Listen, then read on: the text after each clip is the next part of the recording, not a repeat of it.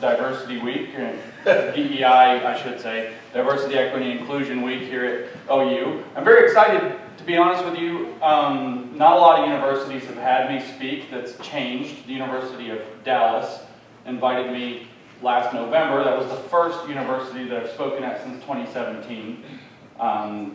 Dartmouth and the University of Chicago have had me earlier this year, and I've got 2 more universities wanting to listen to me this month. So something's opening up. It's very exciting, though, to get to come during Diversity, Equity, Inclusion Week, because I think there's a lot of confusion about diversity, equity, and inclusion. There's an old saying, and I'm going to cut right to a point here, is that Marxists share your vocabulary, but they do not share your dictionary. And I say Marxists with all seriousness, because what I want people to understand is that DEI, Diversity, Equity, and Inclusion, is actually a Marxist program rooted in Marxism. Whether or not you agree with Marxism is a different question, and I'm not even going to try to argue that. I think the 100 million dead bodies do it for me. That's just the 20th century. Whether or not you agree with it, we need to understand that this is a movement rooted in Marxism, and it is using Marxist definitions for these words. So I'm largely going to give a semantic talk tonight.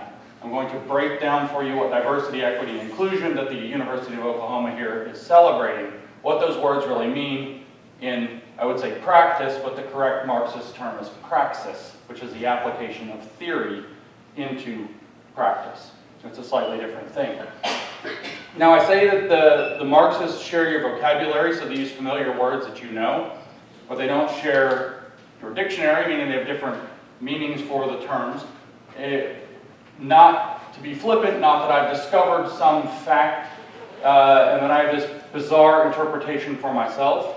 If you go to, the Marxists are often good to some of their words. One of those words is that they believe things should often be free. Not, as it turns out, Karl Marx's grave, you have to pay to go to that. They couldn't afford the land otherwise. There's an admission fee. But Marxist.org is a website that houses a great deal of Marxist literature for free. If you want to read many of the classic Marxist books, you don't have to worry about copyrights. They put them up for free. And the Marxists.org website contains on it an encyclopedia or a glossary of Marxist terminology, and there are literally thousands of entries on it. And they tell you very specifically what they mean by different words. So, for example, an entry that I read recently on the Marxist.org dictionary is the entry for truth. If you actually go to your favorite fascist search engine or non-fascist one and type in Marxist.org glossary truth, it'll take you to a page that's something like Marxist.org/glossary/T/R. And so it'll give you all the words that start with TR.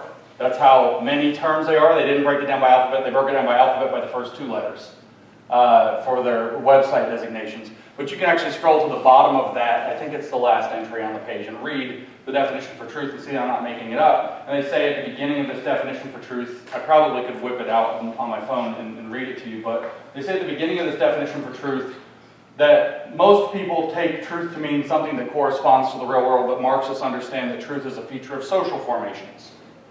In other words, truth is socially constructed. In other words, truth is contingent upon the people saying it and what their political motivations happen to be. And their political motivations are always interpreted cynically to keep power for themselves and to exclude others. If you think I'm exaggerating, that's literally Marxist theory of alienation and exploitation, distilled down into the level of language. They go on to say that there are different theories of truth in the world, and they say also, by the way, that this derives from Marx, who derived it from Hegel. So if you want the philosophical chops, it's there. But they go on to say there are different theories of truth, and they name 4.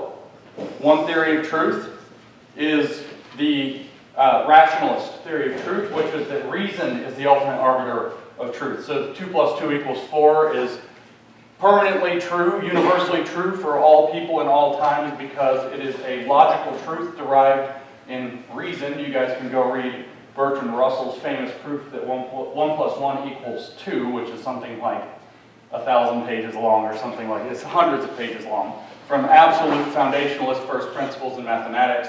So 1 + 1, if you didn't know, does in fact equal 2. I would just say that by definition what one is and what two is makes it so. But at any rate, he proved it in a formalist sense. Then you just do that twice, and you get to 2 + 2 = 4. And it's true for all people in all times, no matter what. This is the rational tradition. It's rationally derivable from the basic axioms that give numbers their meaning. We can argue about axioms all you want, but I'm a mathematician, it's a waste of time. That's a philosopher's game. Mathematics is just a branch of philosophy where everybody basically agrees on the axioms unless it's choice. That one's up for grabs sometimes. That's a mathematician joke that one person in the audience got and he didn't even laugh. So, that's a rationalist view of truth, that reason determines what is true. There's an empiricist definition of truth, or scientific definition of truth, that which corresponds to the real world as shown by evidence. So if you want to know what's true, we go collect evidence, we go look, we do an experiment, whatever it happens to be. We figure out what's true by seeing what accords with the real world in that way. We don't rationally necessarily just derive what is true. We also have to go look at the world, and what is true in the world. There's a third definition they give for truth, which is pragmatism. And pragmatism says that which works is true. Must be true in some sense. This is I don't know if you guys are online enough people, but there's a famous debate a few years ago between the atheist Sam Harris and the agnostic Jordan Peterson, and it was about whether or not God exists on some level, and it turned into this morass of nasty philosophy by two people not qualified to argue about it, because it basically came down to Jordan Peterson accepts a pragmatist view of truth and says that Christianity or the belief in God is so useful that there's some more true than true truth to it, and Sam Harris said, as a very strict rationalist and empiricist, that's ridiculous. And all they were really doing was arguing, without realizing it, the roots of empiricism versus pragmatism, which is not a resolved debate in philosophy, without actually being philosophers themselves. So the pragmatist view of truth is that which works, must be true on some level. The Marxist definition proceeds from this. They say, in fact, it's closest of these three theories of truth to the pragmatist definition, except that the pragmatist definition doesn't take into account that theory must be wedded to practice. So that which is true in Marxism is that which works to bring theory into fruition in the world. In other words, the definition of truth in Marxism is that which makes Marxism come into being in the world. In other words, the definition of truth in Marxism is truth. That is the Marxist theory of truth. Don't believe me? Go read it yourself. Marxist.org. They have this huge encyclopedia. Now, I don't think, I'd have to actually look. I haven't bothered to look this up. Whether they have definitions for diversity, equity, and inclusion. They're not usually up on these kind of contemporary words, but lots of historical words. But you can see that they have this specialized dictionary, in other words, they call it a glossary, for everyday words. So Marxists share your vocabulary, but they don't share your dictionary. And I'm going to tell you that if we understand that what we see as diversity, equity, and inclusion, as is being celebrated on campus this week, comes out of that exact same tradition of thought as it evolved, and if I feel like going really long, we can talk about how it evolved from the 20th into the 21st century, that Marxism has changed dialectically, if we will, throughout time to become woke, then diversity, less equity, and inclusion, diversity and inclusion for certain, are familiar words to you. They are words for which you have a definition because they're in your vocabulary, but they have a specialist definition. And so this ultimately becomes an argument about semantics when we see something like diversity, equity, and inclusion. So what do these words mean? Well, we know what they mean kind of in reality. Equity is a special case. It's a little bit weird. It's kind of like advanced equality. But nobody ever quite tells you why it's not equality that they're using. We don't advocate for diversity, equality, and inclusion. We advocate, apparently, for diversity, equity, and inclusion. It's a special case. But diversity and inclusion are regular words. So we know what diversity means. It means bringing things together that are different. Who could be against that? It's got a positive valence. We know that diversity is our strength. We know that the national motto of the United States is E pluribus unum, from many one, which is already a successful diversity experiment, by the way, nation of immigrants, all of that. Diversity means bringing people that are somehow different together and putting them kind of in the same place. Now you have a diverse portfolio or a diverse set of people or diverse panel or whatever it happens to be. If we were feminists, we'd worry if there are too many men on the panel, we'd call it a manel, and say that it's not sufficiently diverse in terms of sex. Inclusion means making sure people don't feel excluded, as a matter of fact. It's easiest to define and it's negative. Inclusion is the idea that, yeah, you're welcome, come on in. Nation of immigrants, e pluribus unum.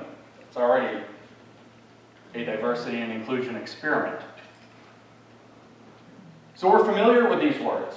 What I want to do is break down into, say, it's most easy for me to do this without doing the whole constellation, the kaleidoscopic, to use their language for a constellation of identity factors, and to coalesce on one.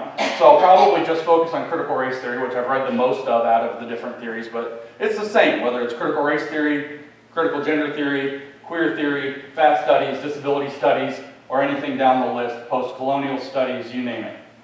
It's the same. Again and again, feminism, again and again and again and again. It's the same. So I'll focus on critical race theory. I'm going to explain to you how critical race theory thinks about the world in a Marxian frame, and then I can tell you what diversity, equity, and inclusion mean. Equity I skipped because equity is actually just sort of a specialist term that you think you kind of know what it means. You think it means super equality. So the Marxist frame is not the same frame that we have in liberal societies. In fact, it is hypercritical of liberal societies. It is not an extension of liberalism. It is a rejection of liberalism. It is a rejection of the very fundamental core of liberalism, which is that there are certain rights inherent to people that precede their participation in a state, among them life, liberty, and property. And that last one's the key one. John Locke laid this philosophy out. Thomas Jefferson modified it a little bit, but not too much, because Locke said the reason for securing property rights is so that you can pursue happiness. And so Jefferson expanded it to the pursuing happiness ideal or aspiration contained within the right to property when he wrote the Declaration of Independence. So what these ideas were, what liberalism is actually about, is that if they can't kill you for doing the wrong thing or thinking the wrong thing, then you have a fundamental right to life. If they can't imprison you for saying or doing the wrong thing, then you have a fundamental right to liberty. And if they can't dehome you, prevent you from being able to have access to food, shelter, and the basic necessities of life, in other words, property, then they can't control you. You have a fundamental right to liberty. So life, liberty, and property, basically, Locke said you secure those, and you severely limit the ability of a government to be able to step in and take your life, take your liberty, and imprison you. Not to say that it's never possible, but you severely restrict when it's possible, minimal amount, and property, the government cannot seize your property out from under you. If you severely limit the government's capacity to do that, then human beings can be free. They can think what they want, they can say what they want, they can live their life as they want, they can associate as they want, they can do commerce as they want. And his goal as a champion of liberty, which is the liberalism, is the ideology of liberty. His goal as a champion of liberty was to maximize that human freedom that comes. And he said that fundamentally comes down to understanding that you can be most free in a society of men trying to get along together if we have a fundamental and inalienable right to life, liberty, and property. Marxism is a fundamental rejection of this. Communist Manifesto, Chapter 2, which, by the way, its original title was not the Communist Manifesto, neither was it the Manifesto of the Communist Party. The original title was The Confession of Communist Faith. But Friedrich Engels told Karl Marx that was not a great idea for a title, so they called it the Communist Manifesto instead and published it in 1848. Chapter 2 says, explicitly, communism can be summarized in a single sentence. Marx and Engels tell us, abolition of private property, which, P.S., is not a sentence. There's no verb. I mean, I don't know if there's any English professors here, but it's not a sentence. I passed that class Abolition of private property. So, one of the fundamental liberal rights that you have secured by your government with your consent in a liberal society, according to Locke and Jefferson, property rights, are to be absolutely abolished under communism. Now, if there's any Marxist scholars or fanboys in here, they'll say that's not what he said. It's not the abolition of property generally, but the abolition of a specific kind of property, private property that is withheld as bourgeois property, namely capital, that Marx was actually abolishing. And they will realize that I paraphrased the preceding paragraph very closely if they've actually bothered to read the Communist Manifesto. Bourgeois private property is that which has to be abolished. Bourgeois private property is property that has been withheld so that it can be used to create more capital for the people who possess it. In other words, it's being excluded from other people who want to use it in one regard or another in a kind of more sharing communistic sense. Communism being the ideology that we're in a commune and therefore we share everything, to put it in its simplest terms. So the abolition of private property that you can use to build wealth is the fundamental essence of communism.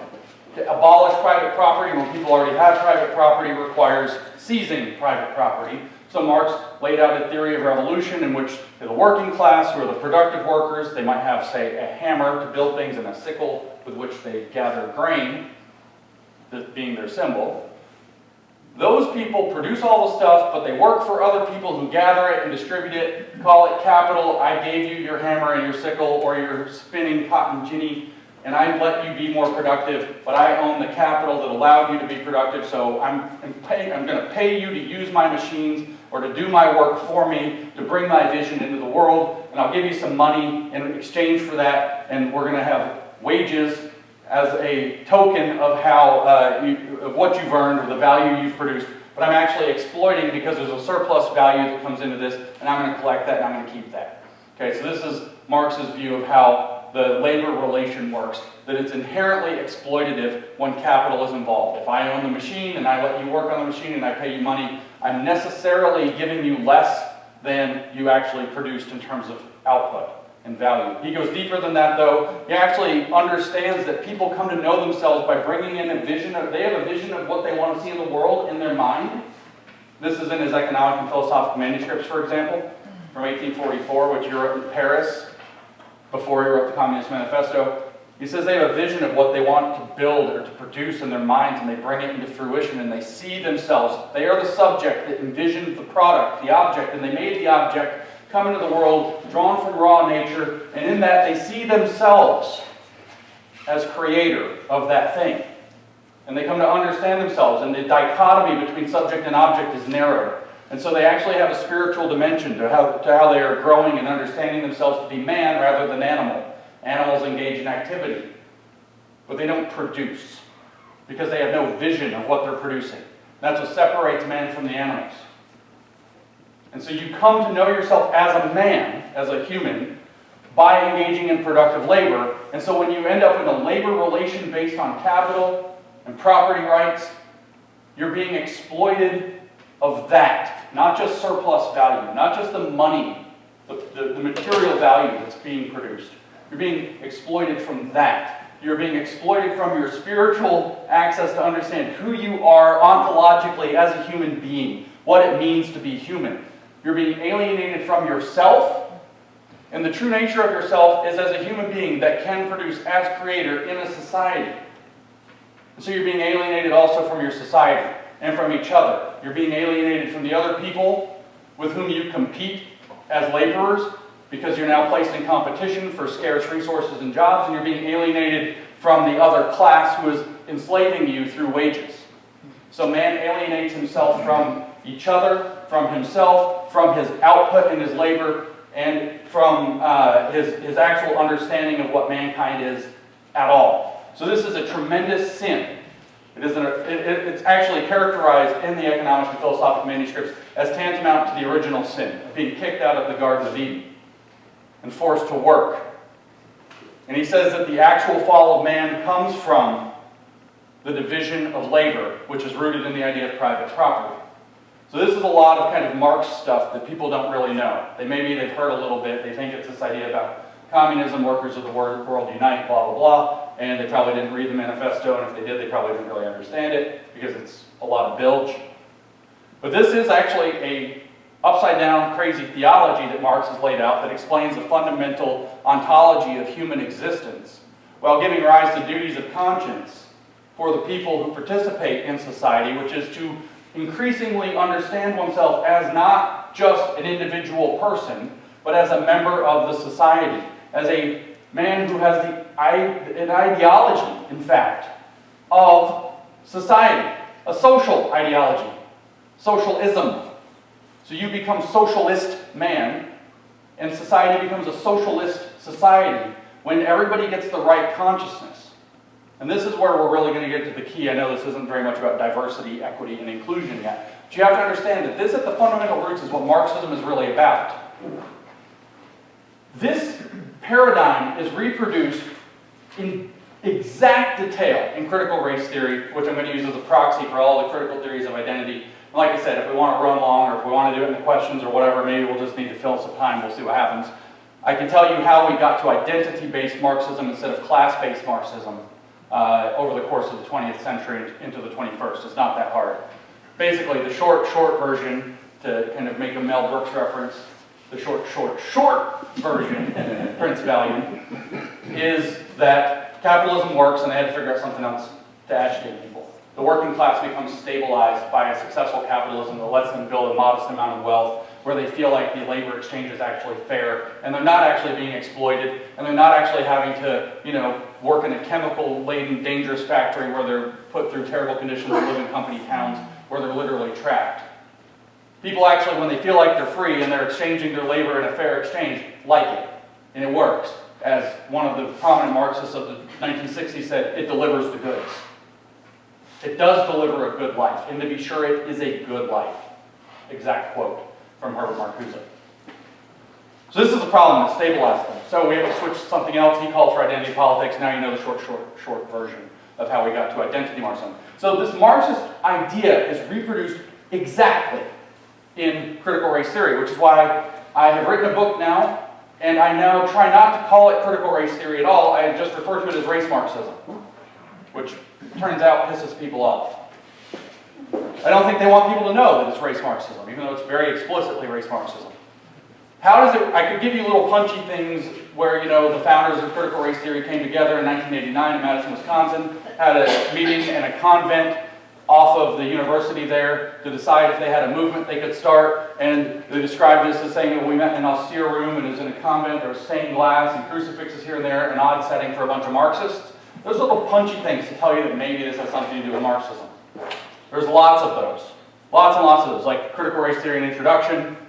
Second paragraph in the section, which is 2 paragraphs long, what is critical race theory, ends with the point, it says that critical race theory, unlike a lot of academic disciplines, contains an activist dimension. So it understands that the point of understanding the world is to change it, which is a direct paraphrase of Karl Marx's famous dictum of the exact same sort. So there's lots of these little punchy things.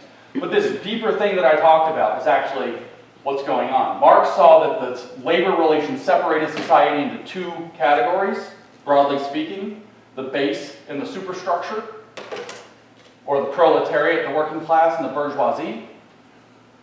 The bourgeoisie are the capitalist class.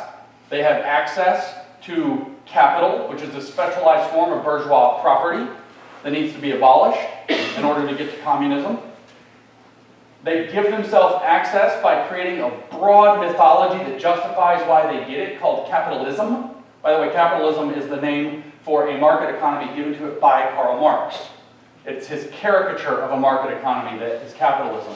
And so the Marxists can always point out that capitalism this, capitalism that, and they might not technically be wrong because capitalism doesn't really exist because it's a made-up caricature of a market economy, a free market economy that Marx laid out.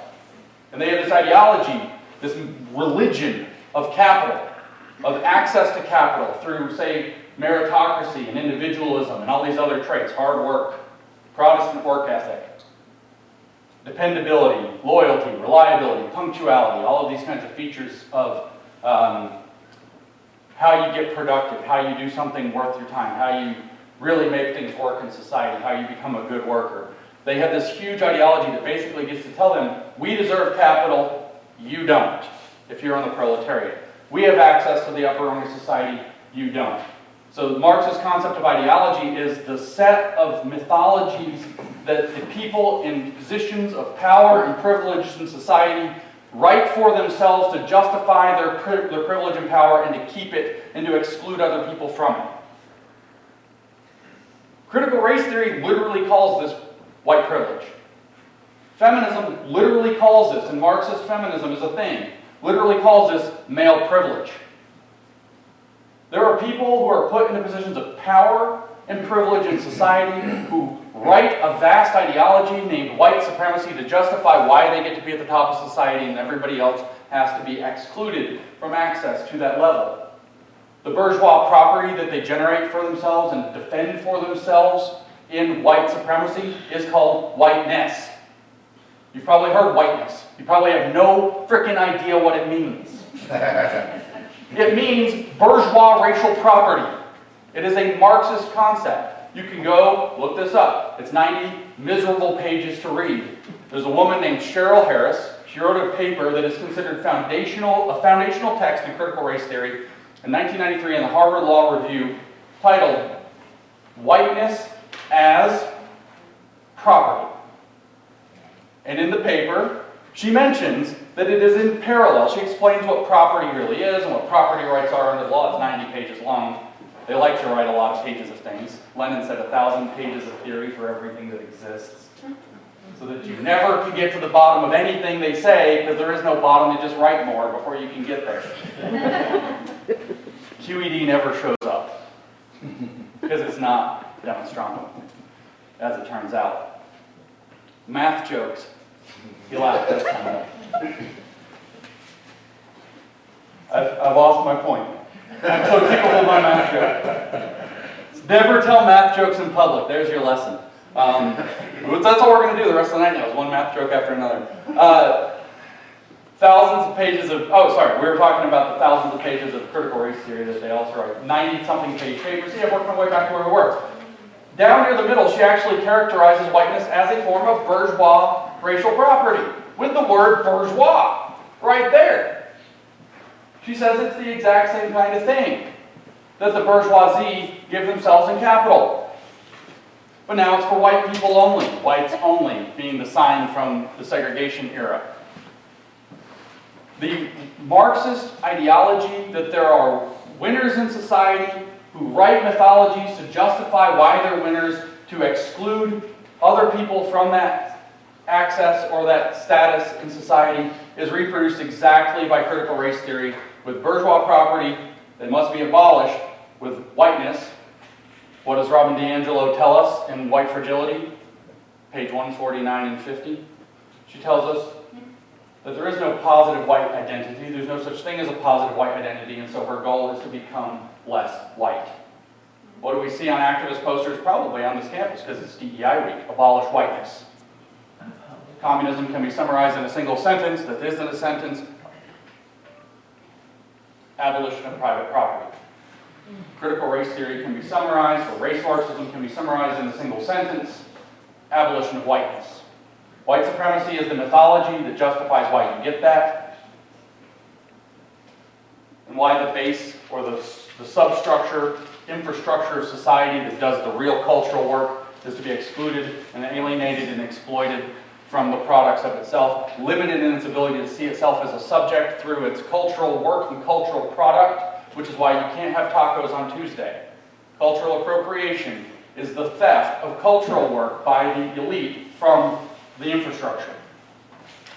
You can't have tacos on Tuesday because it's culturally appropriative, because the Mexicans figured out how to make tacos, and then white people figured out how to make tacos, and then the Mexicans, nobody wanted their tacos, and we've stolen their cultural product from them, and we've incorporated it into whiteness and made it available for white people. And that's why you also can't have high school girls wearing a chipao or whatever to their changsam or whatever to their prom, because it's cultural appropriation, because they've stolen a cultural product. The real cultural worker produced this thing. It was intrinsic to that culture, and another culture standing outside of that has the power to exploit them, to turn it into an artifact, another artifact of whiteness, has done so and stripped it of its cultural relevance, stripped it of its unique value, and thus stolen and exploited that culture and alienated them from themselves and their ability to see themselves as creative subjects in the world, just like Marx had with labor.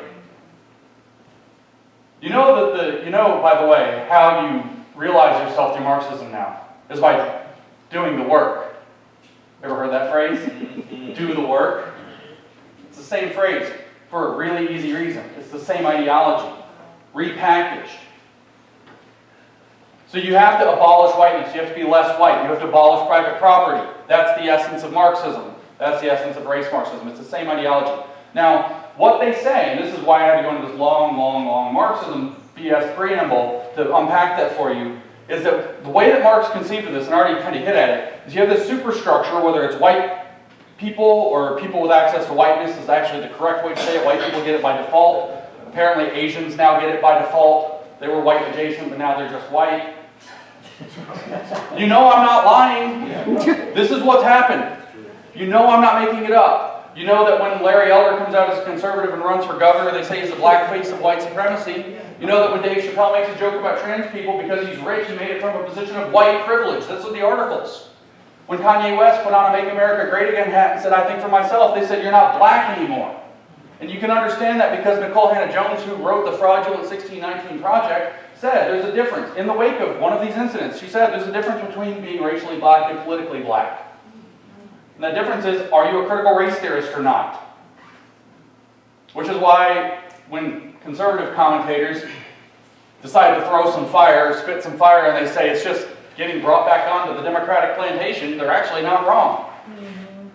Because if you don't vote for me, you ain't black. Who said that? Like a president or something? Yeah, right. Let's go, Brandon.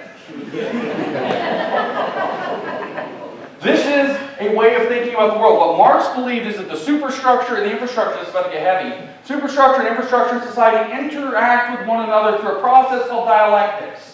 The dialectics is what happens when you take two things that are opposed to one another and you consider them as two parts in a single whole, in a dynamic activity between them.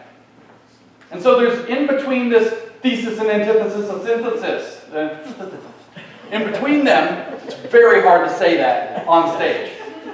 In between the thesis and antithesis is a synthesis of the two things considered in opposition as single parts, as a unified, as individual parts of a unified whole. And the whole is actually the picture that you have to be paying attention to. So you have the superstructure and the infrastructure interacting, and they create a structure to society, dialectically.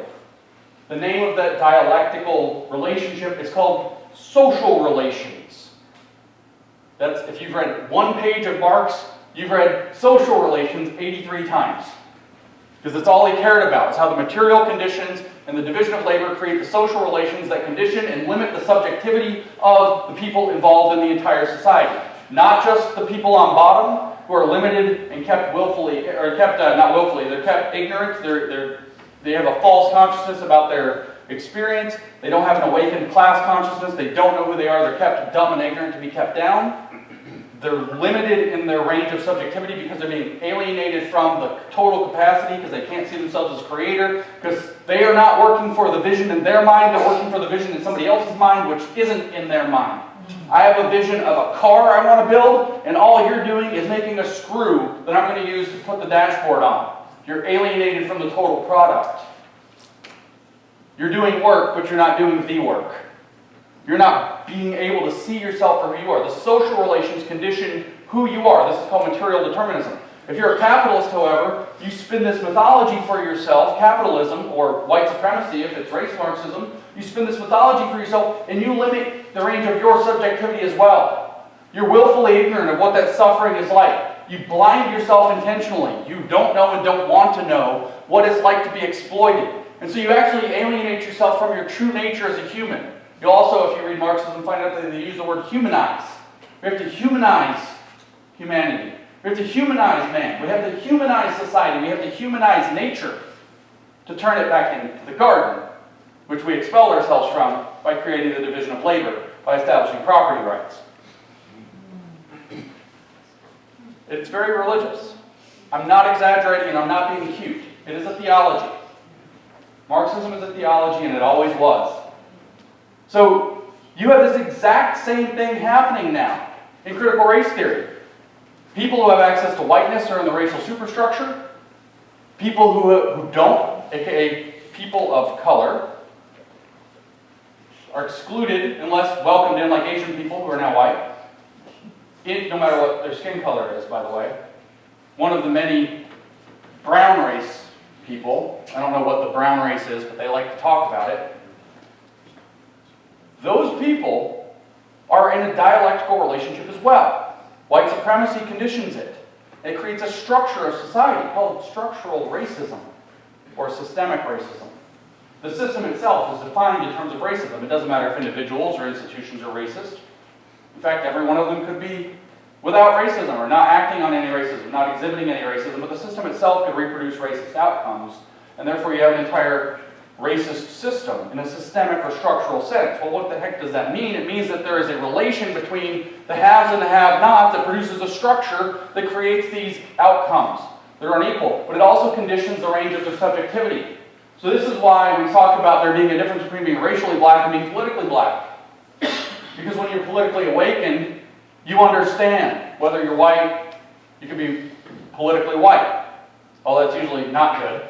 But you can also be a white ally, which is the same thing but considered good. You can be politically black, or brown, I guess, whatever brown means. You can be, I don't know which race it is, it's like 100 of them or something. You can be politically black, which means that you understand the systemic nature of this structural dynamic, which means you've adopted Marxist theory for analyzing your circumstances in society, where race is the stratifying variable instead of economic class being the stratifying variable. As Gloria Ladson-Billings and William Tate IV, in a paper in 1995 called Toward a Critical Race Theory of Education, by the way, it's not in schools, right?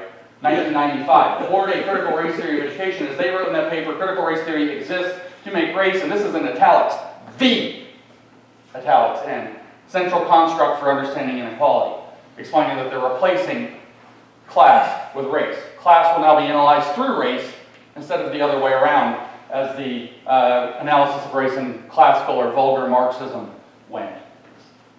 So you now have a stratifying force in society that creates people who are either awake to it or asleep to it. The awakened people have a racial consciousness, which is the same as a critical consciousness, which is the same as a class consciousness as it evolved through the last 100 years of theory. You have to awaken your racial consciousness. If you're a feminist, you're consciousness raising constantly. Feminist consciousness. They don't call it a woman consciousness or a man consciousness or a trans consciousness. Consciousness raising for a feminist consciousness. It's all the same. It's the same thing over and over and over again. That's why I brought up the feminism thing as a tangent. And this social relation thing, when you understand that, you're awake, you're conscious, and now you can be, as Ayanna Pressley, who is a Democrat from the fine state of Massachusetts, said after George Floyd died and things went a little nuts, she said, and this is pretty much a quote from memory, "We don't want black faces who don't want to be black voices. We don't want brown faces who don't want to be brown voices." What the heck is this? Well, just like Marx believed that the material conditions limit your subjectivity and lock you in, whether you're on the privileged side or the oppressed side, into a narrower understanding of the world than the Marxists have, so too the critical race theorists. They don't have material determinism, they have what they call structural determinism. Structural determinism is that the structure of society generated by this power conflict, this racial class antagonism, structures who you are. The range of your subjectivity is limited. So if you are black, or if you are brown, or if you are white, the range of who you can understand yourself to be is necessarily limited. If I read to you the definition of race given by Brandeis University and their social justice glossary, you'd probably gasp.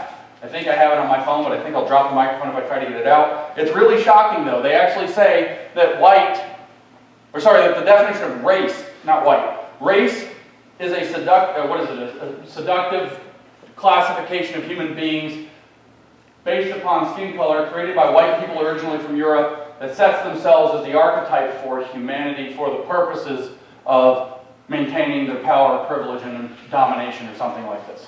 It's very close to that. You can look it up. It really does say that. Archetype for humanity, blah, blah, blah. So you're limited if you're white. I'm the archetype for humanity. I don't see race. I don't think in terms of race. I'm colorblind. Whereas if you're a person of color, race is imposed upon you by the power dynamic. The imposition of race is structural. You can't get away from it. You must think in terms of race. So that a white person has white privilege that allows them to be willfully ignorant, whereas you cannot escape the idea of race. This is critical race theory.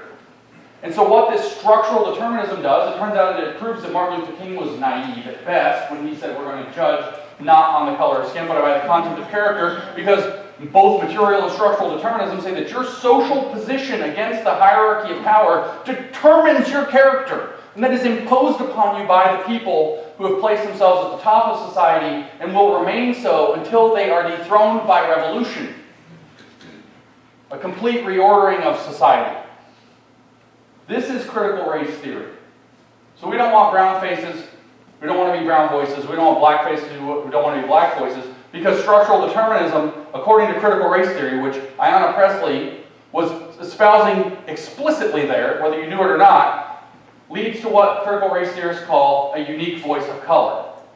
Get critical race, you think I'm making stuff like this up? I almost swore.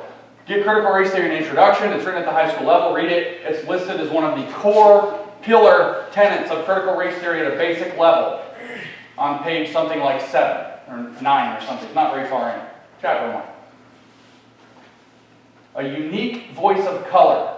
You experiencing structural racism and being awakened to its reality in particular, actually I shouldn't add that part yet, you experiencing structural racism, which is a fundamental reality, fundamental organizing principle of society according to the power dynamics, the way that Marx interprets them, limits your subjectivity so that you understand yourself in a limited way, and it gives rise to a unique voice that relates your lived experience and your so-called lived reality in that power dynamic as your social position dictated it to you, which shaped your character, your values, your view of life, everything about you. So your race becomes morally determinate for you, morally essential for you, not biologically essential, but morally essential.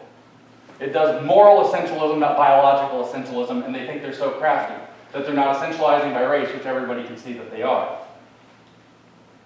And you only have the right unique voice of color, you're only authentic in your voice of color, if and only if, IFF, math joke, you are a critical race theorist who understands the true structural reality. Now we talk about diversity.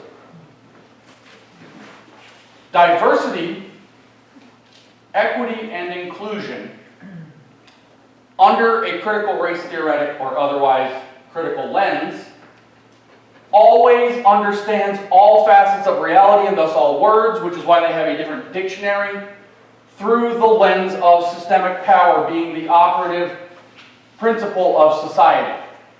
So diversity means you have a diverse range of unique voices of color. If it's race, it could be sex, gender, sexuality, whatever you want. You have people who look differently, who all think in terms of critical theory of the power dynamic related to why they look the way they do. They are all critical theorists. This should demystify for you why diversity seems to mean conformity. But it's not for them. The black person speaking into the black voice of color, and the brown, whatever that means, person is speaking into the brown voice of color, and the gay person is speaking into the gay voice, and the woman is speaking into a woman's voice. Their lived reality of the world. They're all critical theorists. And it turns out the theory is just a carbon copy reproduction of itself from one domain to the next. The exact same structure. Upper class, lower class, ideology justifying why, limited subjectivity, blah, blah, blah, blah, blah, boo-hoo, I'm a victim, woe is me, it's your damn fault. Same, same, same. So diversity means that. You have a whole bunch of those who might look different. Why? Why? Because that is the only authentic diversity. Larry Elder is the black face of white supremacy. Doesn't matter what he looks like, he's spouting white supremacy by being a conservative. Doesn't matter what Dave Chappelle looks like. Doesn't matter who his parents were. Doesn't matter if there's slavery back in his past. None of it matters. All that matters is that he has white privilege because he made a trans joke, which doesn't even make sense. He has to speak that way or he's a race traitor. Or an Uncle Tom. Or a house... I'm not going to say it. And you know they do. This is how they think. Because they think they've cracked the code on how power dynamics shape reality as the fundamental organizing principle of all of reality. And so anybody who's black, who's not speaking authentically black, who's not giving their black face without a black voice, is not an authentic member. They ain't black. Their unique voice of color is not being expressed authentically. They're reproducing the power dynamic. They're a member of the petite bourgeoisie or something like that. Or they're a traitor. A kulak, maybe. That's a problem. That's what diversity means. So diversity hiring, which we're celebrating here at OU this week, with posters everywhere. Diversity hiring means hiring a bunch of people who have the same political opinion, who are going to get the job specifically to enforce the political opinion on the institution they've been hired by. We call those people in the Soviet Union commissars. Diversity officers are commissars. You have about 100 of them in the administration of this university. Each one of them making like $150,000 a year of Oklahoma taxpayer money, your tuition money, your scholarship money is going to enforce political officers who are going to make you believe the world this way because critical theories have one and only one goal, which is to create more critical theorists, to make every subject that they teach be about teaching critical theory in the end, to make sure every space enforces the ideology. And the person who does that is your officer of diversity. And the ruse is that diversity only counts when you have the authentic, structurally determined voice that comes out of a Marxist theory. In other words, that you've adopted the correct political ideology and maybe, helpfully, you look different here and there. Inclusion. When you separate the world into a realm of power dynamics, there are winners and there are losers. The lower class in this categorization in a society that's taken up values like we have and that are increasingly Marxist by exploiting this become called protected classes. Originally, the civil rights laws that we passed in the 1960s were designed to protect all citizens of this country under the 14th Amendment's Equal Protection Clause, regardless of what they look like, from discrimination, etc. But very rapidly, it was determined that some groups of people, identity groups of people, have a worse shape than others, and they need extra protection, and we won't probably really say that it's possible to discriminate against white people, etc. And so you create a protected class in different people of color, women, gays, etc. And you see a now not level playing field in terms of how this is interpreted, but a biased playing field in how this is interpreted.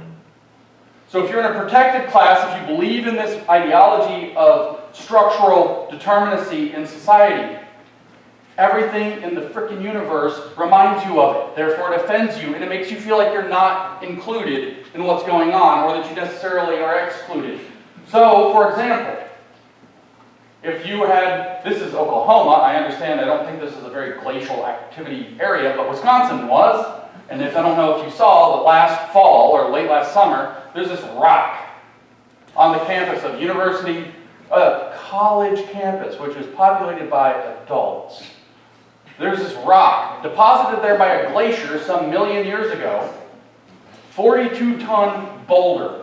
That back in the 1920s, that type of rock, given that they were deposited and there's this big boulder just sitting there somewhere, and they're a slightly different color, darker color of granite or whatever mineral they're made of, dolomite or something, than the other ones, had a nickname that started with the N-word. The second half was head. You can put it together in your own head. You weren't supposed to say it in your mind, but you did. You're racist.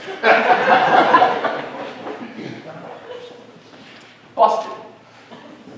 This was unearthed by a student doing a history of the rock essay for one of their classes that they used to be called N-word head rocks.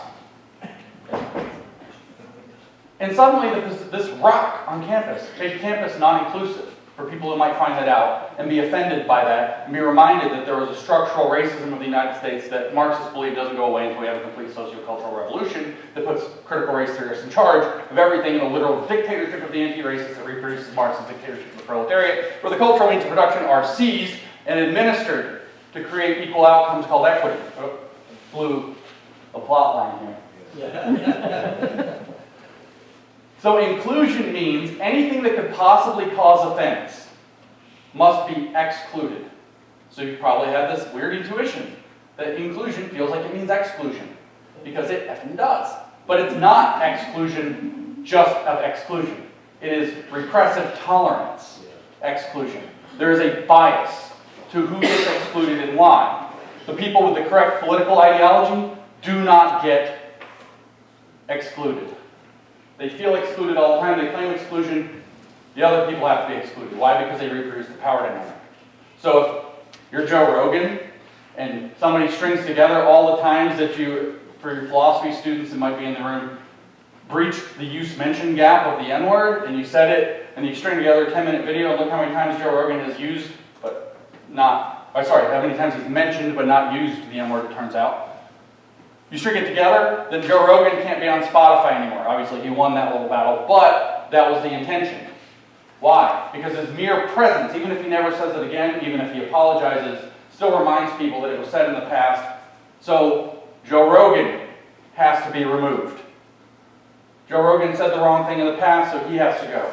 Somebody who might say something has to make sure they don't say something that offends a protected class. So, inclusion means censorship, so that nobody in a protected class is ever offended, and it means purges of people who have said inappropriate things in the past, or by their mere appearance, remind people of the power dynamic, which is why you have to have segregated spaces in the name of desegregation now.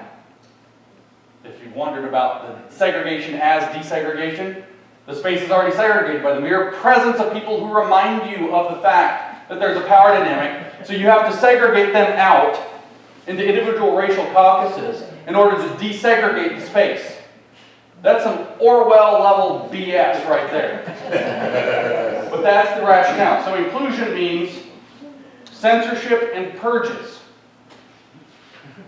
If you're a communist and you have a mechanism for installing officers, and you have a mechanism for removing dissidents, you have a full-blown entryist program, which is how you replace an existing institutional body with political operatives, with apparatchiks and commissars.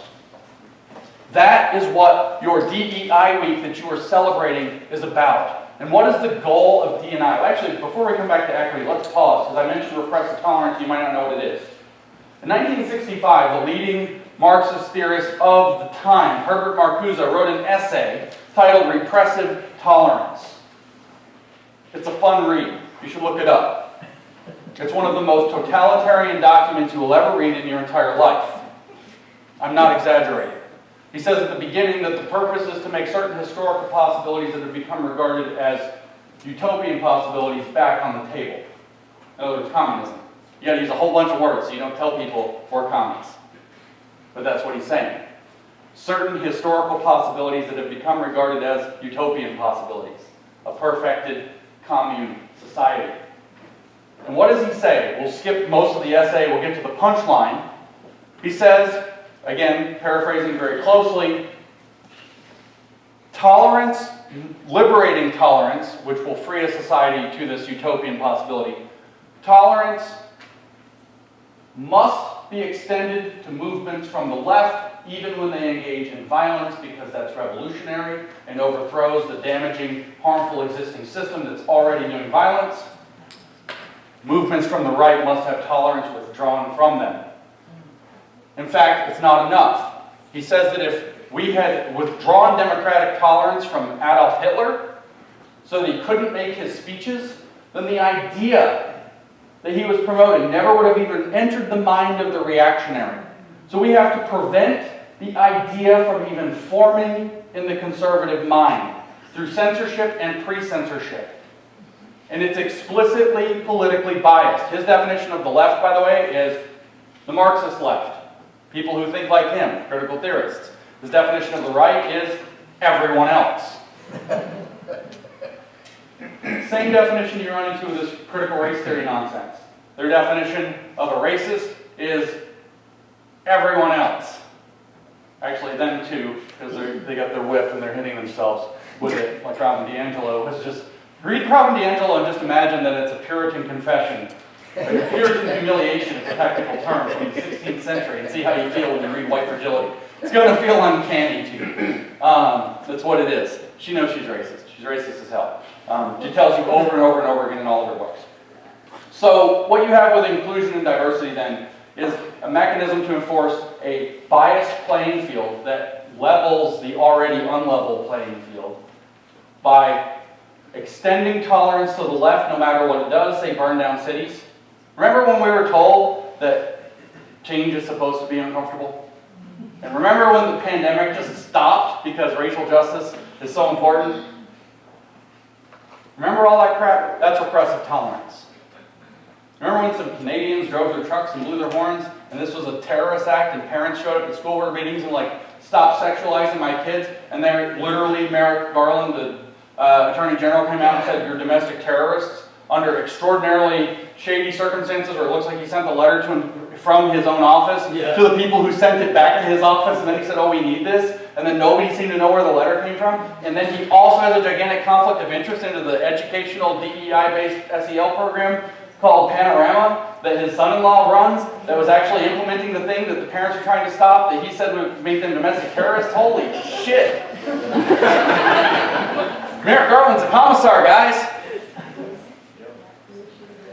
Holy crap. So the point with that, which is funny, I know, is that repressive tolerance means that. It means the people who espouse the ideology, who have the correct structural understanding, in other words, critical theorists of whatever, critical race theorists, for example, Marxists in general, whether they're using class or identity factors for their power structure, they get tolerance no matter what they do. Anybody who opposes them must have tolerance withdrawn to the point, in Marcuse's words, of not just censorship, but pre-censorship, so that the thought can't even enter their mind. Just wait until we have social credit scores. Yeah. Think the wrong thing? Whoops, no plane ticket for you. No groceries this week. Turned off your bank account. The thought won't even enter your mind. Who could even think the wrong thing if they're going to shut off your account? Repressive tolerance. So that's what inclusion is. It's repressive tolerance. It's a justification for enforcing repressive tolerance to do censorship and purges while you're installing commissars under diversity. Who gets hired under diversity, by the way? Experts in diversity. Yeah. That's the definition. Who's experts in diversity?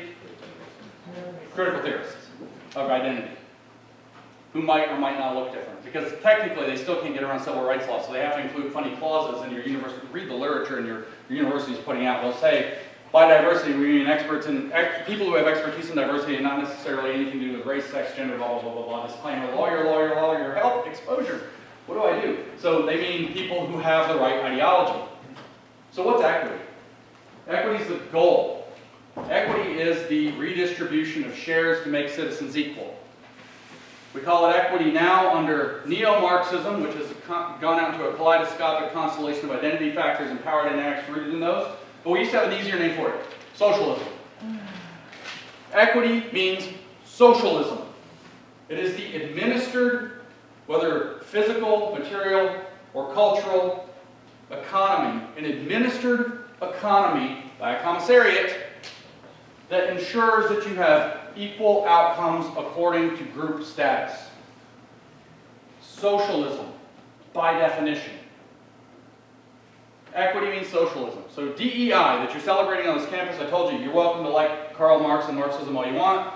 It's your job to figure out the 100 million dead bodies of the 20th century. It's not hard, by the way. Hegel said history uses people and then discards them. That's the justification. History ends in a utopia when we get it all figured out and communism arrives. So there was worth it.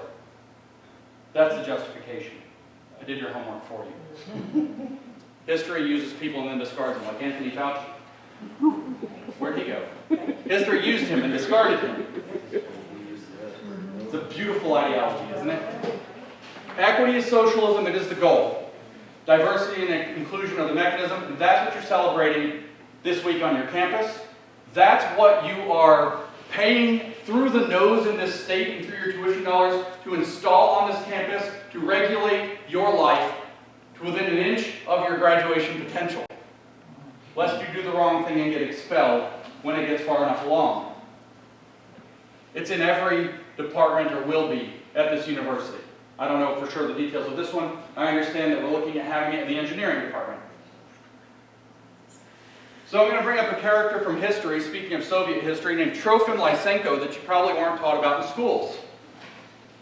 Just as a matter of curiosity, except people who listen to my podcast regularly, how many of you have heard of Trofim Lysenko? Not everybody, not many. Trofim Lysenko was the agriculturalist for the Soviet Union who had some crackpot theories about how biology works and how agriculture works. Trofim Lysenko was said to have Soviet agricultural theories as opposed to bourgeois Western ones, which, by the way, grew food. Trofim Lysenko's ideas did not grow food. He believed silly things like that if you pack seeds too close together because of communist ideology, they'll cooperate and share resources more effectively. So if you pack a small unit of land with a whole bunch of seeds, they'll share water and you don't really have to water them. I don't know if you've ever planted a garden, but I don't think Trofim Lysenko had. He also believed that if you took a super cheap grain like oats and you packed a whole bunch of them into the same area, that they would use that cooperation to elevate themselves in alignment with Marx's idea that man is elevating himself higher and higher through the processes of history, through his do the work. Because the slogan, which you can look up the slogan and see where you find it, the slogan of communism was Arbeit macht frei, work makes free. Yeah, they were making fun of them, weren't they? Somebody was making fun of the communists on the gate to Auschwitz, where it says Arbeit macht frei. Read Mein Kampf, he tells you, I hated the communists, the Marxists, I hate them, I hate them, I hate them. Then I realized they're all Jews. Yeah. That's literally chapter 2 and 3 of Mein Kampf. Read it. It's not evil to read these things. You have to know about them. Trofim Lysenko believed these idiotic things, and that the work would elevate the grain so the oats would turn into rye and barley and wheat and better grains, and maybe even better, more nourishing things down the line. Guess what? That ain't how plant sex works. But you weren't allowed to have any other theory. If you did, you got sent to Gulag, which is a re-education camp, by the way. It's not a death camp like the Nazis had. It was a re-education camp where you were tortured into believing Soviet ideology unless you couldn't get there, and then they killed you. Trofim Lysenko's ideas didn't work, but they forced them anyway, and millions of people starved. And since I mentioned the 1619 Project, which was put out by the New York Times magazine, and won a Pulitzer Prize, this is a great time to remind you that one of the results of Lysenkoism and its enforcement in the Soviet Union was the Holodomor, which is when the grain field represented by the yellow part of the Ukrainian flag went fallow and barren, and millions, somewhere between 3 and 9 million Ukrainians starved.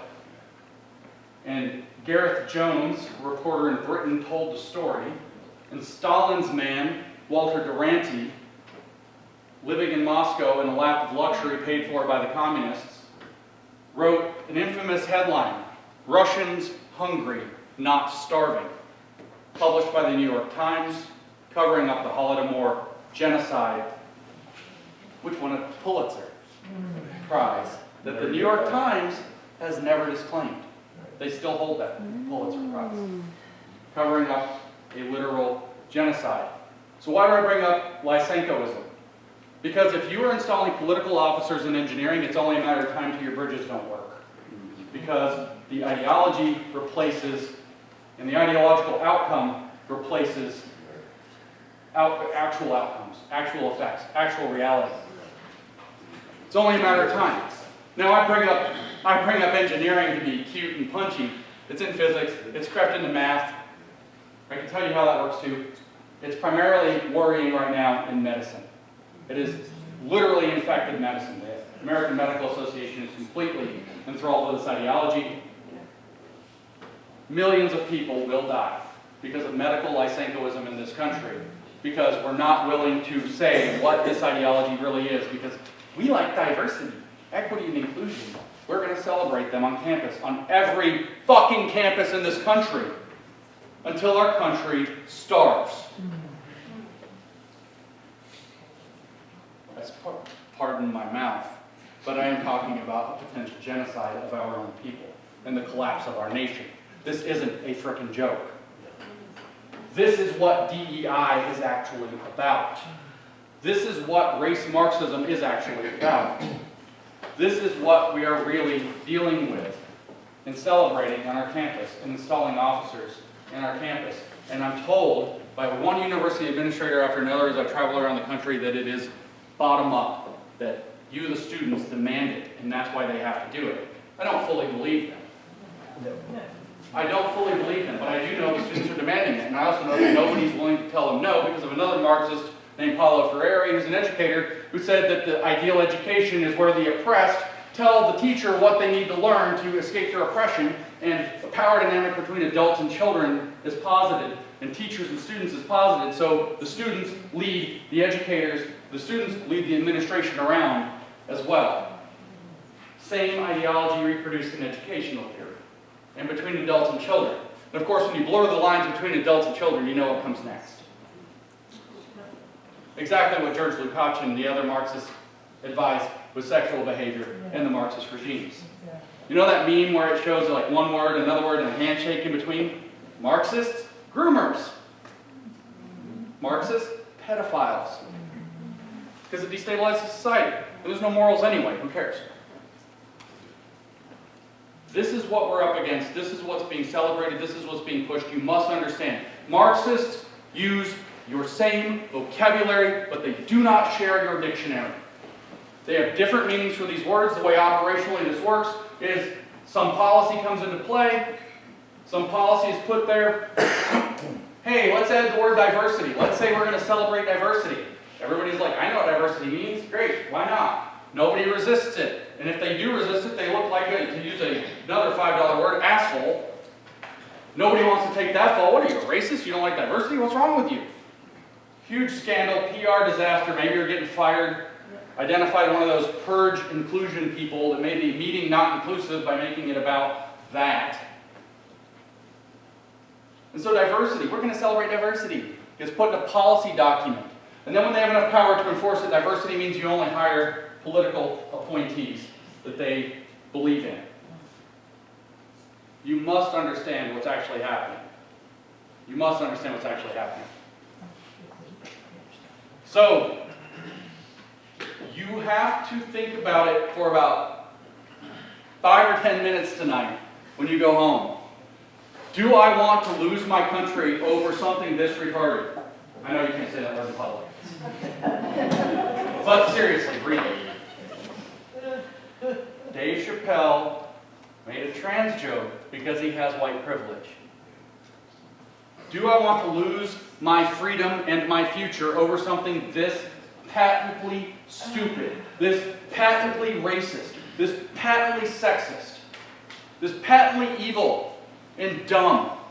And if the answer to that question is no, I don't want to go down that road.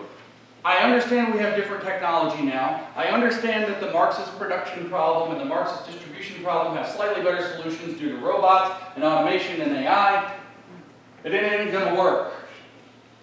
It isn't going to work. If you don't want to go down that road, you have to then ask yourself, what am I suited in the position I'm in right now to do something about it? What can I do? Because this is all hands on deck. We are going to lose our country if we don't. We are 2 years into a cultural revolution that is an almost perfect replica of the Maoist cultural revolution that stretched from 1966 to 1976 in China and killed possibly 30 million or more people. Because it wasn't a great idea, and it's not going to work this time either. We are in a cultural revolution, and you have to ask yourself, can I be one of the people who helps it stop? Because if you've read things like The Banality of Evil by Hannah Arendt, Or Ordinary Men, which is about Nazis, about how ordinary people became SS guards and things like that. You understand that it is acquiescence and compliance with arbitrary power that takes you that way. The same arbitrary power that the United States was founded to decentralize and minimize divided powers at the halls of government. Even a split between two major parties because of our voting system slows down the process. It causes us to have to rationally make decisions and use processes that are not just the whims and whiffs of commissars and dictators. How do we decentralize this power has to be a question. What can you do to contribute to that?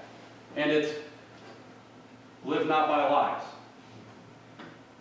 Alexander Solzhenitsyn wrote The Gulag Archipelago, documenting the horrors of the Soviet Union and its many thousands of gulags, re-education camps, and how they spread out like a giant archipelago of the country. And he said in there, and this is what I want you to really think about, let the lie come into the world, let it triumph even, but not through me. Enjoy the rest of your DEI week. Thank you.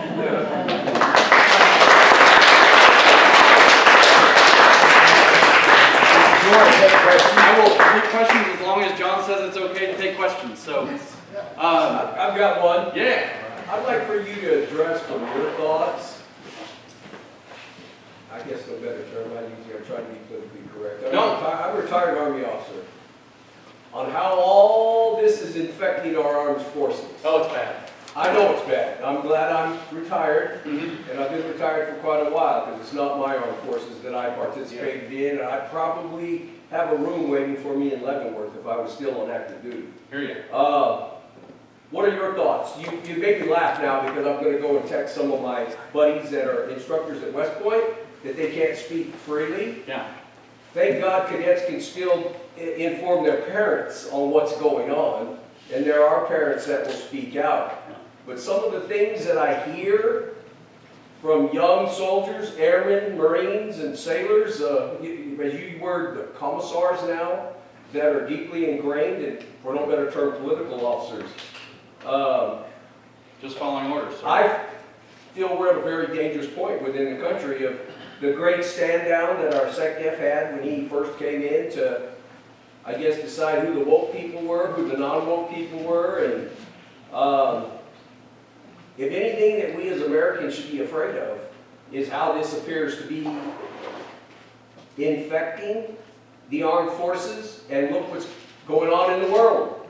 Are we going to get a point now, and I'm curious from an academic perspective because we always use universities and whatever, but you know, the professional military education has their own, their way also, and I'm not so sure that at the end of the day, when it comes time to, I break your nose, you break my nose, and we have to defend the country, how things are going to turn out.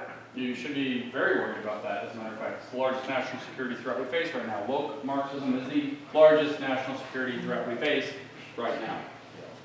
Energy infrastructure is probably the next one, and it's trying to make a good bid at it. So, what I tell you is basically, I mean, you know how people become officers, right? So basically everybody 06 and above is probably somebody who went to college and probably went through DEI weeks of some sort or another, and so they've imbibed the ideology. They also get there through playing a political game, and that political game right now, the currency of the political realm is that. So your upper officer structure is virtually all woke.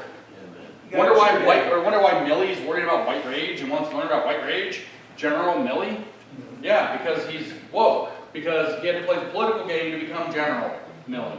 And so the upper echelon, the command of our armed forces, is basically enthralled to this entire political ideology. That's part of the story. They went to college or whatever, and this political game, that's part of it. Another part is a program called Defund the Police. I mean, entryism is the communist word for that. So how do you take something like a police force that's sworn to serve and protect, or a military that's sworn an oath to uphold the Constitution against enemies foreign and domestic, and how do you turn them into a Stasi? How do you turn them into a, People's Liberation Army or whatever it happens to be? How do you do that? The technique is called entryism. Another term for entryism is diversity and inclusion. What you do is you find mechanisms by which you can hire in commissars and apparatchiks. In other words, political officers who have the correct ideology. Meanwhile, you find reasons like a stand down to start removing dissidents. You start forcing them to take a vaccine, which statistically correlates very strongly with their politics. And so they quit, or they get court-martialed, or they get relieved of duty, or whatever else. So you get the people you don't want out, and you then have a crisis. We don't have enough cops. Oh no, look at the crime. Oh my God, we have to solve this problem. Quick, lots of money. Refund the police. We've heard that this year, by the way. But guess what? There's a DEI hiring policy in place now, so you're only going to hire people compliant with the ideology, who, when it comes to it, you just drove your truck up, and they cracked your freaking kneecap because you're in Canada and they didn't want you there. We saw the beating, what was it, the old woman that got run over by a horse? Just following orders, sir. You get compliant people who will follow whatever order, and you get political officers commanding them through a process called entryism, where you make it intolerable, because you'd go to Leavenworth, you said, which maybe you would. That's in Kansas, by the way. It's a nice place. I've heard. I'd rather not have a room there. Yeah, you don't want a room there. If you don't know, it's a military prison. It is kind of the big military prison. You do that by you get the people who are going to be a problem and who will not enforce an unlawful order or something that violates their oath to the Constitution. You find reasons to pressure them out of positions. You create a crisis to need to replace them, and you have a hiring policy that only brings in compliant thugs who will replace them, commanded by officers who are enthralled with the ideology. It's DEI week in the military too, it turns out. And that's the state of our armed forces right now. They're not as far gone as the universities, but they are slipping, they are far gone, and the current administration is encouraging them in that direction. So you must understand that this is a national security threat of a type that we've never faced in the United States. Yeah, there's still nuclear warheads out there. Yeah, China has them. North Korea probably has them. It does, but we don't know if they can go anywhere. The Soviet Union definitely has lots and lots of them. Sorry, Russia definitely has lots and lots of them. I flashed back to 1986. I was alive then. That nuclear Cold War standoff type thing is not actually the biggest national security threat. It's actually that we're rotting out our military from within. And the reason it becomes a type of threat that you've never seen before is because it creates a military that will turn on its own people. Rather than serving and protecting and upholding their oath to the Constitution, it will turn on its own people exactly like we saw in Canada just weeks ago. You are creating a Stasi out of the police force. Why defund the police? So you don't have any of the hardcore good guys who are actually good cops, who are taking care of good things. You get them out by making their job miserable, by making sure they're disrespected at every turn by a society that hates them, so it's a miserable, miserable experience. Maybe they kill themselves, maybe they just quit, maybe they get fired, whatever it is, and then you create a hiring policy to fix the emergency of rampant crime that comes along a year and a half later, so that they only hire people who are going to play the game. And then you have a police force, and you have a military that will turn on its own people. And that's a unique kind of threat that exists in one and only one kind of country ever. Communist ones. So the state of the armed forces right now is dire. Taking actual action that starts trying to get this stuff out, possibly including removing an awful lot of officers. 06 and above particularly. Which is going to require a president with the will to do it. Nobody else has that level of authority. Is an actual national imperative to fighting back against this. You all should be very uncomfortable sleeping in your bed at night because your military and your police forces are slowly being turned so that at the flip of a switch they will turn on you rather than defending you. And that's the problem that we face. So defund the police, DEI, and a woke military, all the same thing. Literally all the same thing. DEI is the exact same mechanism. So that's what's going on. From an academic standpoint, I can tell you this is what it is. How do you fix it? I don't know, make DeSantis president or something. I have no idea. That's the best I got for you. Like, Hail Mary, put the man of action in. Sorry, that's Hegelian. We're not going to do that. Empower. Jokes and jokes. So that's the best I can give you. But the military is very woke. It should concern you deeply. And the mechanism by which they do it is entryism, and you see this happening everywhere, and it's the exact same thing I just talked about for now. So, how they do it. So, it was a question up front?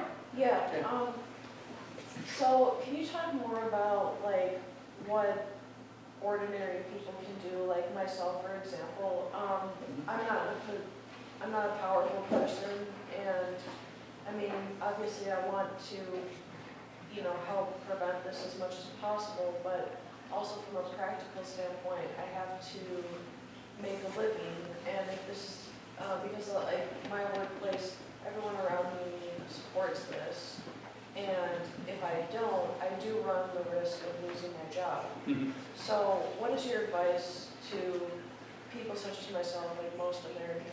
Yeah. who wanna So do- people ask me all the time, what can I do after I give talks? Literally, every single talk somebody asks me, what can I do?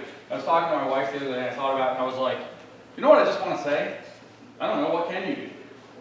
And so I actually went to a talk, I went to somebody else's talk at a conference a year and a half ago or so, and a pastor spoke, and he got on this whole tear about gifts of the Spirit, which is usually meaning they're about to ask you for money. Especially if you're rich. But the idea of the gifts of the Spirit, if we're going to be, high integrity, charitable to the idea, is that everybody has a position that they're in, whether it's their job or whatever. You have to figure out the limits of what you can do without threatening what you need to get by. You have to figure out how to play the game. So you have to answer the question for yourself. I don't know, what can I do? If I fight this directly head on at work, man versus the machine, you're getting smashed. The machine will gun you down. You'll just get kicked out, and the entryism machine will get rid of you, will purge you. So you have to figure out a smart way to play. So if we were a pastor, you'd say, well, just give your money to people like me that fight this stuff. I'll do it for you. But that's really kind of one of the things. If you have money, you can support people who are able to stand up and fight it, because it sucks a lot of the time to do this. If you don't, there's a guy, I bring up this guy, he's from Wisconsin all the time. I was at this event in Wisconsin, I'm talking to this guy, he's working with the organizers, and I started unloading some rabbit trail of theory with the poor guy, and he's like, can I stop you for a second? And I was like, yeah, sure. He's like, I don't know what the heck you're talking about. I was like, sorry, I got on your thing. He's like, no, he's like, I don't want to put myself down, I'm kind of dumb, I don't know any of this. And I was like, sorry, I just thought you worked with the guys, so, the organization. So he's like, yeah, I noticed that they're doing a lot of stuff that I believe in, so I run errands. I pick people up from the airport. I go get the stapler, whatever it happens to be. So maybe it's that. Maybe it's that you find a way that you can act in a support role, moral support, financial support, physical, material support by volunteering some of your time. Maybe it's that you're anonymously feeding leads to journalists to expose this. The way this actually works in most places, the universities are already captured, but it's through what we would call an insurgency model. If you have any counterintelligence people, I've been saying this a lot lately. Insurgents come in, they get a small group of radicalized people from the local population around them, and the way you stop an insurgent is by shining light on them and exposing them for what they are. The biggest tool that you actually have is to expose, if something blows up and it goes on Tucker Carlson, every single time they change their behavior. Coca-Cola backed down, Disney backed down, largest media company in the world, most litigious media company in the world, backed down over a bunch of their DEI-based stuff. Well, one guy on Twitter called them out in a way that got Tucker Carlson's attention. Got fed to the right journalist, worked its way up the chain. You say, oh, that's Chris Rufo, he's a really big deal. I'm not a big deal. Well, somebody very small actually did it to Coca-Cola with their Be Less White campaign, which was obviously abolish whiteness. So I don't mean to punt on the question. I don't know you. I don't know your life. You have to find out what are the limits. I can't ask anybody to sacrifice their career, but I would tell you that you need to start drawing lines in your head where you realize if this progresses, and it may not get that far, we're fighting back well. What you're protecting isn't going to exist anyway. So you're only, you're with a bucket getting a little bit of water off the deck of the Titanic. And if we don't do something else, the thing's going down. But you have to figure out what fits within your context. Keeping your job, playing the stupid game, making money, and then giving a portion of your money to somebody that's very effective, or supporting a political campaign for a politician who's going to fight it, that's something you can do. These are things that you can do. Volunteering for those campaigns is something you can do. Doing so anonymously to the degree, whatever. You have to figure that out. I hate to put it that way. You have to figure it out for yourself, and you have to do the most that you can do within that context. And I see these hands, but John's hand is up, and I'm beholden to John, so I have to ask John. Well, no, I want to ask a question that pertains to the community and the university. So, you often hear, after all, we've been through defund the police here in North. It obviously affected our community greatly.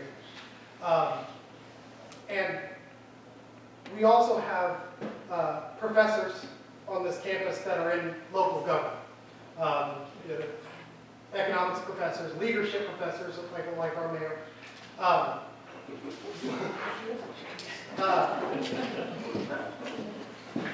And after all of this, we are now starting to hear the word unity and being warmed together as a community. And a lot of this is based around economic development. You know, a rising tide raises all ships. You know, the Bush Republican, or even Reagan Republican kind of mentality.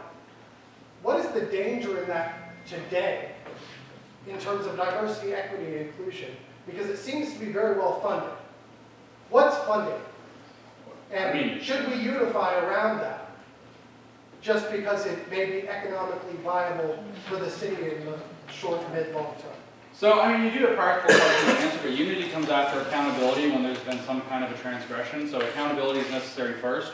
People who have advocated for defunding the police, which clearly wasn't a good idea, like nobody in the whole world could have predicted, probably need to be held to account before they start implementing some other dumbass plan that's not going to work. Like, are you going to take health advice from Anthony Fauci over again? I don't think you are. You're not.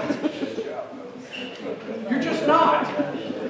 How many of you have a lower opinion of what the CDC says now than you did 2 years ago? All of you. Yeah. You're just not. Accountability is necessary after a transgression before you can come to unity. So there's that. As far as who's funding these things, that's one of these, what can I do? I don't know, go start looking it up. I don't have time, no one person has time to dig into all of these things. So pick a target and say, oh, here's this community schools project with 4.0 schooling, or whatever it is. I just pick one out of my head that I've been talking about lately. Where's the money coming from for that? Well, where did that money come from? Just start going down the rabbit trail on the source watch or whatever on the internet. Learn how to figure that out. Put together a story and then get that out there to somebody. Put it out on a Substack. Give it to a journalist. Leak it anonymously. Whatever it happens to be. I don't know who's funding it. But it's probably good to know who's funding it and to continue to demand more and more transparency, especially from your local officials, because that accountability is necessary before there's going to be any unity. What I will tell you is that this is a very coordinated push, and what they're going to try to do after they've done massive amounts of damage is maintain their power by looking like they're doing effective, positive things now. And the goal is to avoid accountability. So what I would tell you the danger is to slip into a phase where we avoid accountability for the people who caused the problems. They don't have to go to jail or whatever. It depends on what they did. If they broke the law, at a significant enough level, they should. But we have to have this accountability. So showing up and demanding repeatedly. You guys said defund the police. Now you're trying to build. We haven't set the score yet. We've got to get this back. Why did you do that? Why should we listen to you? Maybe you don't need to be the one implementing this plan because maybe we can't trust you. You have to do that. You have to realize that a big positive vision to cover it up, or a big positive vision to distract from the fact that they need to be held accountable. Oh, we have so many problems, we've got to solve these problems. Yeah, well, you got us in the problems, so let's hold you accountable to that first. And generating the will to do that, and generating the information by digging into these rabbit holes. I have a friend. She's a smart woman. She has a regular job. She works a lot. She has to deal with the DEI crap at work. She keeps her head down, does her job. Her hobby. I don't know what's wrong with this woman. She's lovely. She gave me COVID.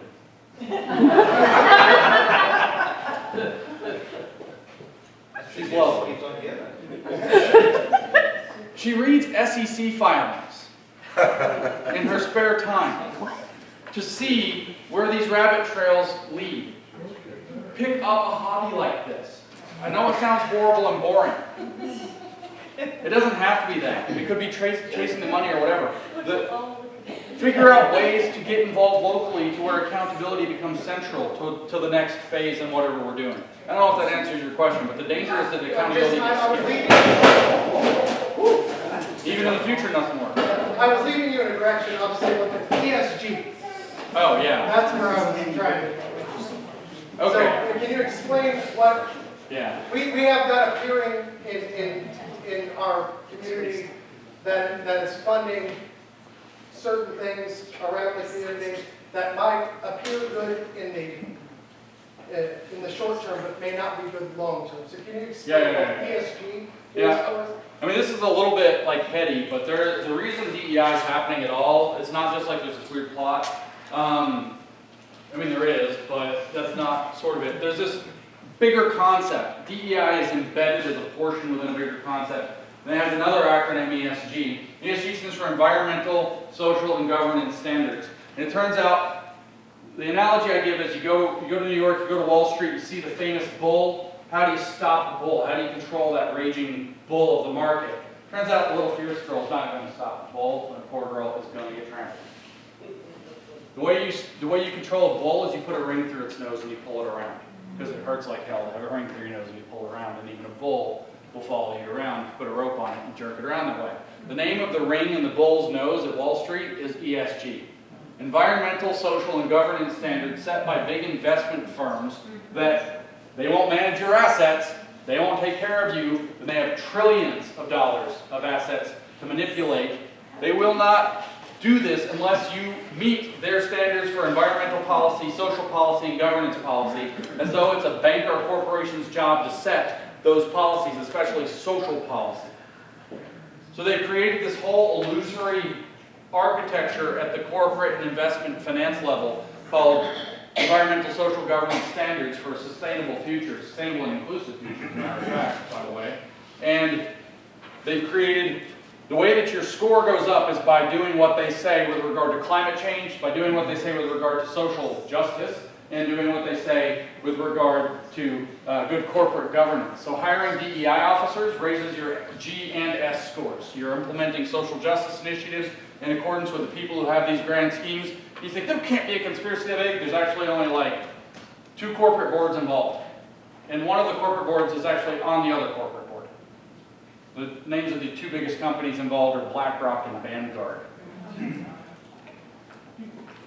And nobody knows who's in Vanguard's board, but we know who's in BlackRock's board, and we know that they sit on each other's boards.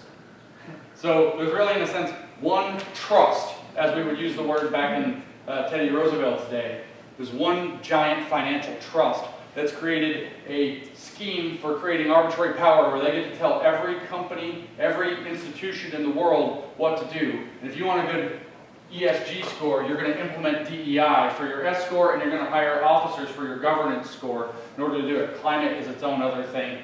Given that you're a state reliant on oil and gas, you might want to blink twice and think about where you're standing with this thing pulling everything around. So the reality is that almost everything's being jerked around by this gigantic conglomerate of finance industry titans who are using a very crooked system that's created this mechanism. If you wonder, how in the world did 10 years ago, nobody's talking about this, it just blew up out of nowhere. No, it didn't. Trillions of dollars got dumped into it by people who figured out that they could create a scam for arbitrary power vested in their own corporate boards in order to run everything. You say, that doesn't sound like Marxism, that sounds like fascism. I know, but they're putting the communism inside. That's the DEI part down in the S score, and some of the E score is going to be that because you have climate justice, not just climate change. And it's a governance score where you're going to have to hire political officers. So it's a fascism with a communism inside of it. Every time I say that, people make fun of me because they don't understand the nature of the dialectic, which is to take polar opposites and incorporate them into one synthetic whole. So you have a fascistic corporate model operating a communist model on society being built in the West to compete with a communist society with a fascist market tucked within it in China. That's the global scheme right now. And those two look like inversions of one another, don't they? Like dialectical opposites that will work within one larger global whole. If we bounce this back in other language, what's going on with ESG is that Vladimir Lenin came up with a program called Vanguardism. He realized that the stupid proletariat weren't going to spontaneously do a revolution because they're stupid farmers. They're just not going to do it. They're the R word I'm not allowed to say again. They're not going to do it. So what we need is bourgeois people who understand the theory, who have nothing to do but write thousands of pages of theory for everything that exists, who are going to come together, they understand the theory, and they're going to shepherd the idiot working class through. And when some of the farmers, called kulaks because they're rich, don't want to go along with it, we'll just liquidate those dudes, and we're going to just drag everybody along with it. So what you have is this vanguard model that was made up of elites in society who are going to drag all the stupid people through it. So what you have now is all the corporate people have created a company called Vanguard? Are you shitting me? You have a corporate vanguard doing a communism, which means it's communism and fascism that raped each other and made a love child. That's what's happening in the world. That's why it's happening. That's the global picture. ESG is the ring through the bull's nose that's pulling the West around by this. You break, I don't know how if you're a college student, I have no idea how you break ESG. But you break ESG, this whole scam falls apart, and for 70 or 100 years, communism goes away again. I don't know how you do it, but ESG is the target. And everything big money behind all of this is based in that. And so, yeah, it's fascism too. I think we had two. Yes. So my first thing, right, when you finished talking was, I really wanted to know, where is the outrage? Like, that's why we're here, that's why we all want to know what we can do, because there's no one here. Like, we feel like we're yelling into a hurricane, I heard you say that. You go around and speak to everyone. I'm fairly new to this game, I'm horrified, but I'm pretty passionate, and I'm an activist at heart. Yeah. I don't understand why more people are not acting like this, like freaking out, and their parents. It's You know, fear. of all ages. I just don't quite understand where the divide happened and why is no one else freaking out about this? Could you imagine getting mad at diversity, equity, and inclusion without listening to somebody talk about it for an hour and a half and sounding crazy first? That's why. Because Communists people don't know enough. use your vocabulary, but Yeah. they don't use your And they dictionary. make you feel stupid. So they make people look stupid, they make people look immoral, and they make people look crazy. So technically, they drain intellectual authority, moral authority, and psychological authority. The last one is gaslighting. Yeah. What you see with your own eyes isn't what's happening. They're definitely not breaking the dollar so they can implement digital currencies or anything. That's not really happening. Only a conspiracy theory. Only Alex Jones believes that. You know how many houses I've been to in the past month or two that have an Alex Jones was right jar? Oh my God. Because it sounds crazy. And it uses everyday words. Who on earth could possibly get mad about diversity, equity, and inclusion? I've gone around, I've talked to leadership, political leadership in now 3 different states since this has come up about SEL, which I just broke into. Or sorry, not SEL, ESG. This is a lot of acronyms, you get them mixed up sometimes. To a man, they say things like, one of the ones I heard today at the State House. They say, I've heard that phrase about 2 times in my life before this room today. Or, as I heard from a leader in the state of Kentucky recently, I had never heard of this ESG thing at all. And so I went back to my room after you talked, and I typed it into the search engine, and it's in literally every company. How did this slip by my notice? There's no outrage because people don't know. And when they do know, they think, that can't be. And then when they realize that it can be, they feel like you do right now, scared. And they realize that there's massive consequences to trying to take this thing on head on. And they don't know what to do. But can we organize, like the Yes. left always organizes, and Yeah. are there national organizations that we can help? Yeah. Build the knowledge, send people places to. We are. That's why I'm here. I said to finish my shouting into a hurricane statement. As a matter of fact, I like that. You remember that video when there was a hurricane a couple of years ago and that guy with the long hair went out and he was headbanging with an American flag standing in the wind? Did you guys see that? You guys know what I'm talking about? That's my spirit animal. I said I felt like that. I've got the American flag. I ain't got a shirt on. Sorry, y'all, for that mental image. I got an American flag. Wind blasting me at 115 miles an hour. That's me. That's how I feel. But now I feel like the wind's actually getting behind me. Good. I'm finding state after state after state after state, and I do think Oklahoma's going to be a leader. So Oklahoma's already, I started joking because the O's, it's really funny, haha, alliteration, organized Oklahoma. Just like Nebraska, nice. We got these little mnemonics about the different states. Kansas, crap. No, wait, that's a C. No, Kansas is great too. Kansas, actually, I think Kansas and Oklahoma are going to be the leaders. I had to make a Kansas joke for you Oklahomans. I know it's really Texas you're mad at. I say that also because I was telling some folks today that I would love to see a tri-state alliance between Kansas, Oklahoma, and Texas that starts to spread throughout the rest of the country. Oklahoma is in the middle. Oklahoma is actually the most organized state I've visited. I think, 28 states in the past 12 months. It is by far the most organized. The only thing you guys don't have that any other state does have is Ron DeSantis, which he's,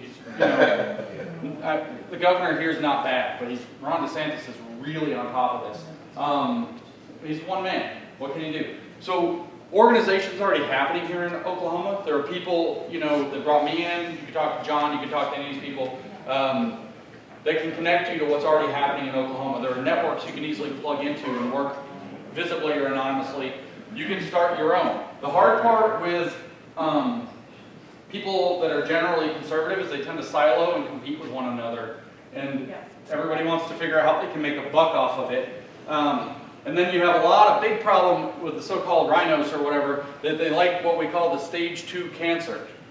If you keep somebody at stage 2 cancer, they don't die, but you can pump chemotherapy into them at $5,000 a hit for like 20 years and get way rich. So if you keep DEI and critical race theory and all this crap at stage 2 and don't let it go to stage 4, campaigns, fundraising, we're going to do a CPAC, Awake Not Woke, America versus Socialism, brand, dollar. You don't keep this cancer at stage 2. You shouldn't keep any cancer at stage 2. You really don't. This is a very aggressive, very advanced type of cancer. So, finding ways to replace those people, getting involved in what's going on, not siloing, those are very important aspects to this.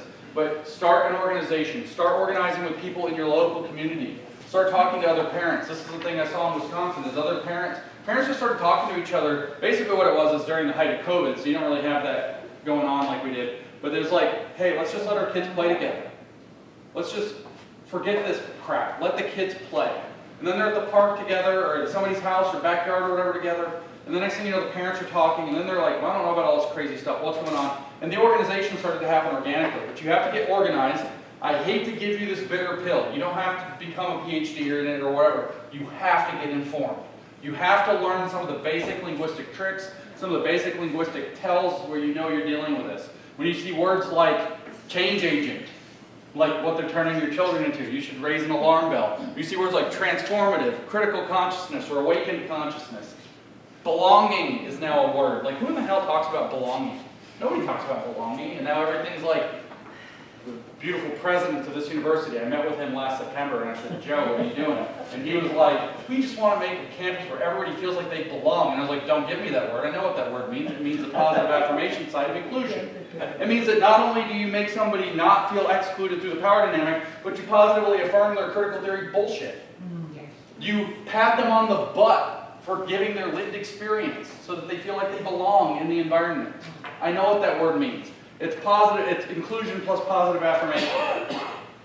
It's when Lenin comes out and talks, everybody stands up and claps. And nobody stops clapping because whoever stops clapping first gets shot because he didn't make Lenin feel like he belongs. That's belonging. And so you have to learn some of these words. I told you about the Marxist.org encyclopedia. It's not useful, terribly useful to the woke words, to the old Marxist words it is.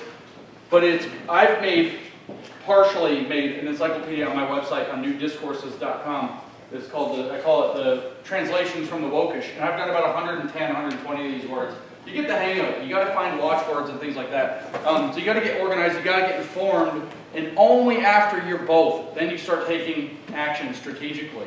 But things you can do, meet with your elected representative and bring this up. They may not actually know. Show them examples of what's happening in the schools. I learned this when I was in Kansas, which is cool, but not with a cake instead of cigarettes. It is. When I was in Kansas, I worked with a lady there who's an absolute fireball. She's wonderful. And she bought a copy of that hideous book, Genderqueer. She bought a copy of it. She's like, I don't want to give them money. Yeah, the author probably gets about 50 cents. Who cares? Because what you now have is a physical thing that she carries around in her bag with her everywhere she goes. And she shows it physically, not digital images. It's different. I had never seen it physically, and I was like, whoa, when I saw it physically. Buy a copy of the book. Take it everywhere you go. Ask to have a meeting with your city council person, with your school board members, with your state legislators here, whatever it happens to be. Sit down and show them this, and then see what they do with it. You may not get anywhere, but this is a thing that anybody can be doing at any time. Awareness. Yes, it is an insurgency model, shine light. Yeah. So this is huge. So you can do things like that. These are little things anybody can do. And let me tell you what, that book, Genderqueer, you said, where's the outrage? It's in that book, let me tell you. Flip through it, find about 4 or 5 of the pages, put little like post-its in there, and little bookmarks. It's in there. Do you know what's in that book? I won't tell you what's in that book.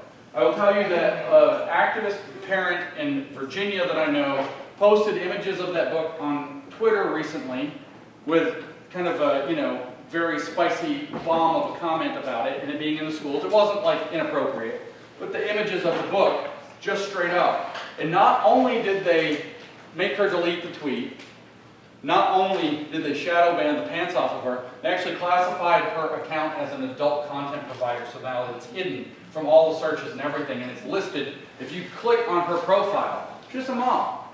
She's never posted anything pornographic. You click on her profile, it says this page posts explicit adult material, etc. Are you sure you want to continue? If you try to follow her, it gives you the same warning again. They classified her account as pornographic because of what's in the book that's in the school libraries. And then if you try to get that book out of the school libraries, they flip out. And that's the story you tell your legislator. I don't like that this book is here, but I want to know why when I went to the school and I said, why is this book here? I want that out. They flipped out about it. I want to know why all these school boards where it's actually getting fought, they're doing things like trying to sue the parents, they're making a national issue of it, they're saying that it's an abridgment of First Amendment rights. They're absolutely going berserk to keep this book. Why are we so desperate to keep a book that asks people if they've tasted their vagina slime in a 7th grade library? Oh my gosh. It's in there. That's bad. It's in there. Bookmark that page. Show people. So do things like that. Where's the outrage? Outrage comes when people see it. The outrage cannot come while it's on a cute-ass poster on the wall that says DEI Week. Let's celebrate the diversity of our campus where everybody belongs. Lead on, Oklahoma, just like everybody else. I think we've got time for 2 more questions. Yes, sir? Thank you very much for informing us so well, Dr. Lindsay. Thank you. I'd like to make a short PSA. The John Birch Society, JBS.org, they've been doing a really good job of shining light on some of these things we're talking about since the 50s. So I've never been, I don't know. Resource, yeah. And then my question to you is, okay, in light of the fact that Karl Marx made one of the 10 planks of the Communist Manifesto, the public schools that we enjoy so much today, and that was in the 1840s or 50s when he 40s, yeah. when he made that. Before that, I mean, within 10 years, we were making state legislators take money and put it into education. Before that, education was considered far too important a task for government. Right. In light of those 2 things, how far back would it set this agenda, this city's agenda, if we said, no, not a penny more for education from our tax coffers? I mean, it would really mess them up, honestly. It would actually really mess them up, but not as much as you would hope. You will not find the political will for that.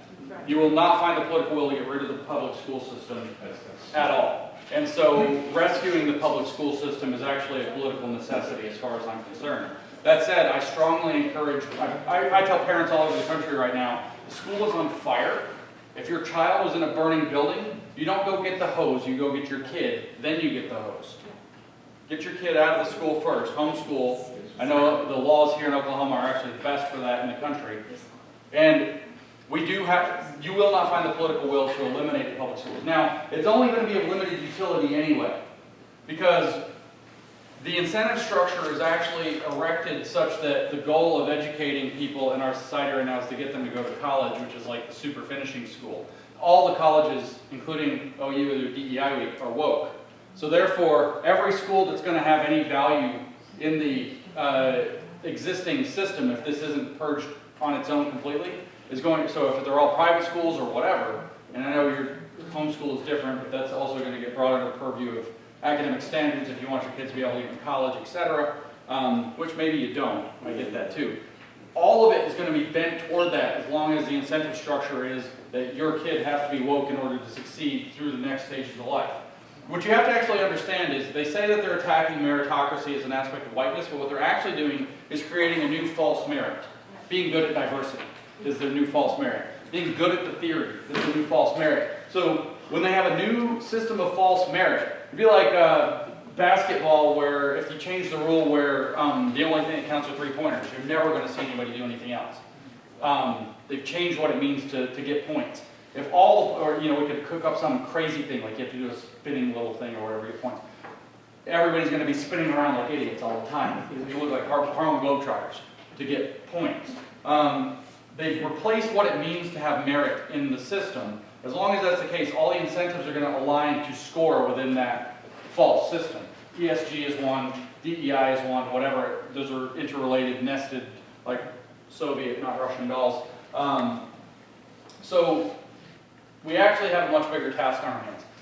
And it's only going to do limited damage because private schools, community schools, neighborhood schools, and even home schools are going to get skewed toward that. And as they continue to put a clamp down on the accreditation pipelines for everything, you're not going to have a teacher who's not woke. So it doesn't matter what school you send them to. You try to send them to a private school or a small community school or whatever, they're going to make that woke because that's the only way the kids are going to be able to get into school anyways. They're going to have the perfect DEI essay that they spent 12 years learning how to write while they can't do any math. Actually, they won't know how to write it. It'll be a TikTok video. That they submit. You know I'm not kidding. And so it's bigger than that. And the private school system is actually more woke than the public school system is right now because who goes to private schools? People whose kids are hoping to get into elite colleges. And which colleges are the worst woke colleges? The elite colleges, the Ivy League, etc. And so the incentives are all flipped over. And we actually have a bigger project on our hands to fix the incentives before we're going to do a whole lot of damage for the project. So, you're going to put a hole in their hull, but I don't think it's going to sink the ship, even if we had the political will to defund public education completely, which you will not find. You will not find. 80% of the population depends upon the public school for its secondary effect as a daycare, whether we like that or not, especially since we often have two-income homes. Reorganizing society at a fundamental level to accommodate for that is going to be extraordinarily difficult. We don't have the years to do a full transition back to a, 1840s, but no slavery society. I don't think that's a viable strategy.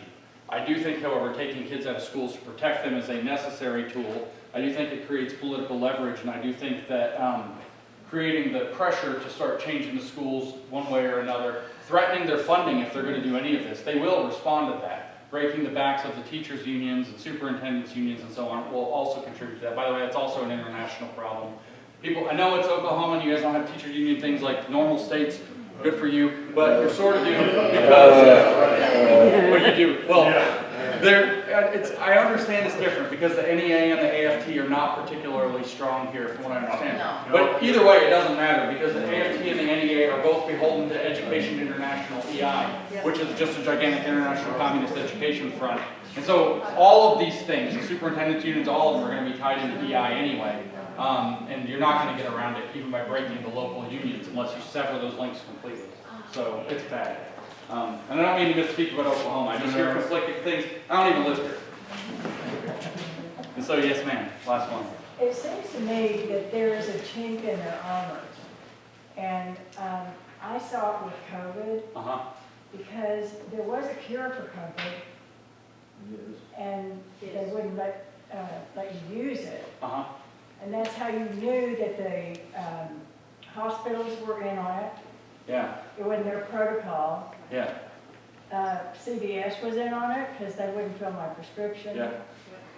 So I do think that people, especially with the vaccine, they just crammed it down our throats. Yeah. I mean, if you're a thinking person at all, you realize that what's the big deal? And I don't think enough people died from it that they thought did. Right. Well, there is a chink in their armor, or an Achilles heel, or whatever you want, a missing scale on the left breast. There is. And it's actually their arrogance. You could say their stupidity, because those go hand in hand.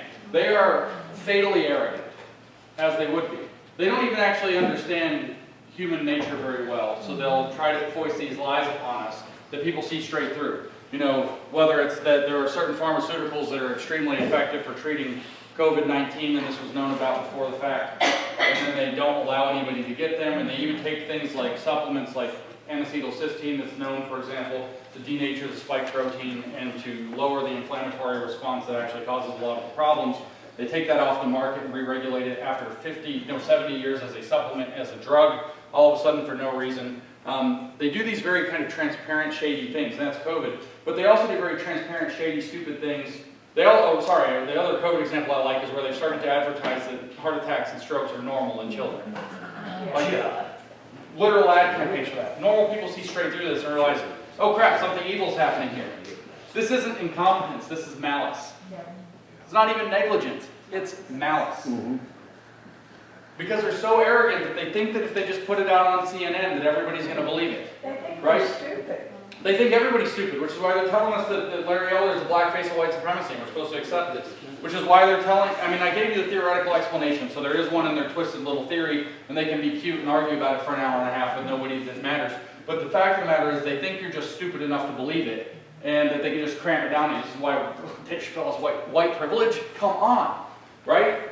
Like he's, I don't know what this even means, but I'll just say he's famously black. Like it's this whole shtick, and he's got white privilege. And so they are so arrogant that they think that whatever they can put on television, people are just going to believe it. And then what this is causing is people to rapidly distrust them. I'll give you two examples of this so I don't drag this out. What this means. One example was a recent video from a leader, and I forget what her name is, but speaking at the World Economic Forum, which is kind of the big ringleader of a lot of this stuff. And she said, what's the good news of our time? This is like last year or something. The good news of our time is that the elites around the world trust each other. She said elites. Trust each other more and more and more. What the bad news is, the people in the countries where they live trust the elites less and less and less. That's right. Right? And so, this is a separation that when it's come up in history has never really worked out good for the elite when it ripens. So that's coming.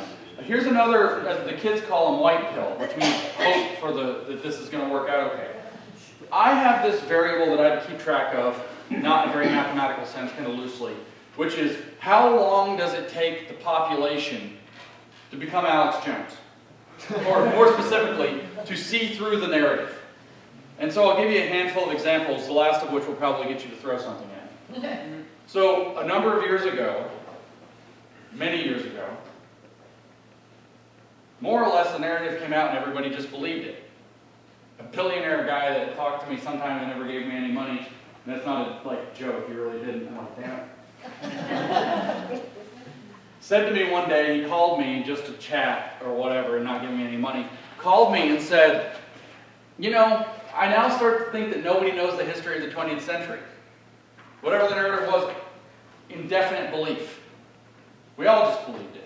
So then I'll fast forward to Donald Trump. Russia, Russia, Russia, hoax, hoax, hoax, whatever. You know, pick his favorite line that he wants to rant and rave about. By and large, for the mainstream, it took about 3 years, 3.5 years, until COVID really popped the bubble. But it took about 3 years for the population to see through the narrative blitz that they had. You know, the media could have spent the entire time Donald Trump was president. If he was really a threat, they could have spent the entire time ratcheting it down. People, no, it'll be okay. It's 4 years. We'll beat him at the ballot line. It's just going to be 4 years. No, they ratcheted it up, up, up, up, up. But it still took people about 3 years, in my estimation. Not conservatives, but mainline, you know, normie America. About 3 years to see through and say, holy crap, there were a lot of lies. Like that white supremacy, the announced white supremacy thing that he even pulled out on the debate, he'd done that like 48 times by then.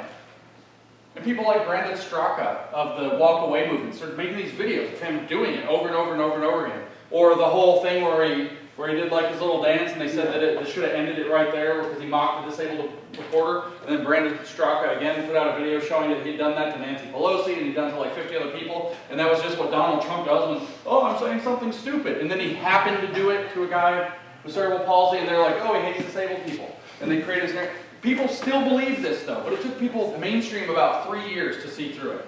How long did it take people to become Alex Jones? And so then we shift out of that, we go to COVID. It took about a year, and then people got real suspicious. It came in waves. You know, they said that COVID's over temporarily for racial justice. People were like, wait a minute. But it took about a year.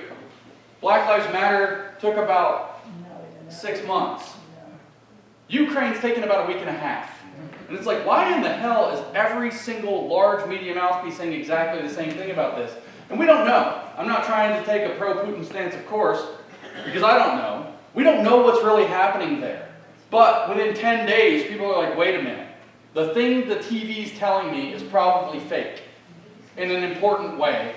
And it's probably distracting me from something like the fact that they put Fauci in witness protection and any number of other things. So we've gone from how long does it take to be Alex Jones from forever to 3 years to a year to 6 months to 10 days over the course of about the last 5 years. Which means when you put those two things together, there's a lot of reasons for hope. Besides a third thing, which is, where's the outrage? It's coming. Everywhere I go, the crowds, I know it's not a very big crowd here, but the crowds get bigger, bigger, bigger. More people are coming out. More people are telling me the things they're doing, and I'm like, crap, I'm going to be out of a job soon because people are getting it, which that's great because I always wanted to retire. And it's fantastic that this is happening. You put those three things together and you have this massive reason for encouragement. People are taking up the fight. People realize that there's some kind of weird elite thing where they trust each other more and more and more like a cult, and nobody else trusts them at all. It's bottoming out, so they're losing the bottom very rapidly. And then people in the mainstream, normal people, are seeing through these things faster and faster and faster and faster. You put those three things together, and it's a matter of time, and I don't think that time is long, until we hit a critical mass of people who are saying, no, no more. It's time for accountability. It's time to do what you said we're never going to do. It's time to go back to normal, and we're going to demand it. And then, unfortunately, comes a showdown, and I don't know what happens with the showdown. Can't predict that. But what I see is that the magic spell is breaking very rapidly.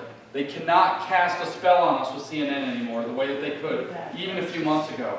And that's going to continue. So, I think you should leave with hope. But that uncomfortable kind of hope that isn't like, oh, shit, this is going to work out. It's the hope where you have to do something. You have to do your part. And when we do this, we actually can turn this thing back around and get to what people want. Marx was right that the people will eventually get pissed off at the elites and try to claim their birthright. Their birthright, though, is not equity. It's not a managed system where everybody's made equal and nobody actually has to work. And reality doesn't exist. Our birthright is freedom. Our birthright is a normal life with our families in our communities. And people are going to start demanding it very quickly. And we can do that. We can bring that back. That's us. So leave hopeful too. Well, the good news is Democrats are starting to watch Fox News. That's true. And we've got Tucker Carlson. The bad news is the regime is going to put an awful, they know that the Democrats are in trouble. So there's going to be an awful lot of regime Republicans in primaries this year. So those people definitely need to lose. Organize for your primaries. Time's short. Make sure the right people are ready for the right job. Yes. You want something to do? Help I'm the that. good guy. I'm the good guy. There are some good people in this room. I've spent time with them. We got some good ones here. I've spent some time with them. There are some good ones here. Don't learn your Taylor Green primary everybody. But you do have to make sure, start vetting and making sure that you're not going to, if you start to see somebody who's talking real polished, but it doesn't seem organic or real, you're saying all the right things like Tulsi Gabbard and something seems off, then, sorry, I did it like that. Yeah. Because we're like not from young Vader, you Volker. notice that? It keeps growing. I don't know if that's like Pinocchio. Yeah, that's true. So anyway, watch your primaries. Get good candidates. There are some in this room. Get them involved in helping you get good candidates. Make sure they win their elections. Make sure that they have good staffers and good support around them as they go into the Capitol in Oklahoma City and represent you well. This is really, really important. More important, honestly, it's more important than beating a Democrat is making sure that you don't get an establishment fake Republican stuck in that's going to make, you're going to think they're working for you when they're actually selling you straight out. So watch your primaries.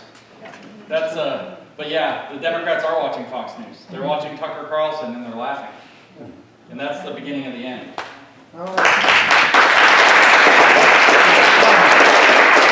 I'm going to make a quick plug. Thank you, James. There are groups And when I say groups, we work together. Janet Barisi's back here with the Stop CRT Coalition, and UnWokable Oklahoma. I'm UnWokable. If you didn't know that, I don't know if anybody knows who that is, but if you look me up on Facebook. We are organizing, and we have a large group of people. We actually have a large legislative support to fight this stuff, you know, whether it's Shane Jett or Representative West. There are people out there, and if you feel like you don't know who they are, come find us. We'll bring it out. So, I do want to make Sharon one. Conley and Sorry. yes, I do want to make one more plug, y'all. And again, I'm Gary Barksdale. I'm with the OU College Republicans. I'm the academic advisor for the student group. The student group here at the University of Oklahoma is in dire need of some support, help. Being a conservative-minded student on a university campus, as he is, as we all know, can be a very lonely proposition, y'all. Yeah. So if you're an elected official here today, if you're someone if you're someone with an organization like UnWokable or Janet Barisi or Sherry Connolly or Rod, please introduce yourself to these young men. Make yourself known to them. Let them know of your support for them. Again, I want one more round of applause for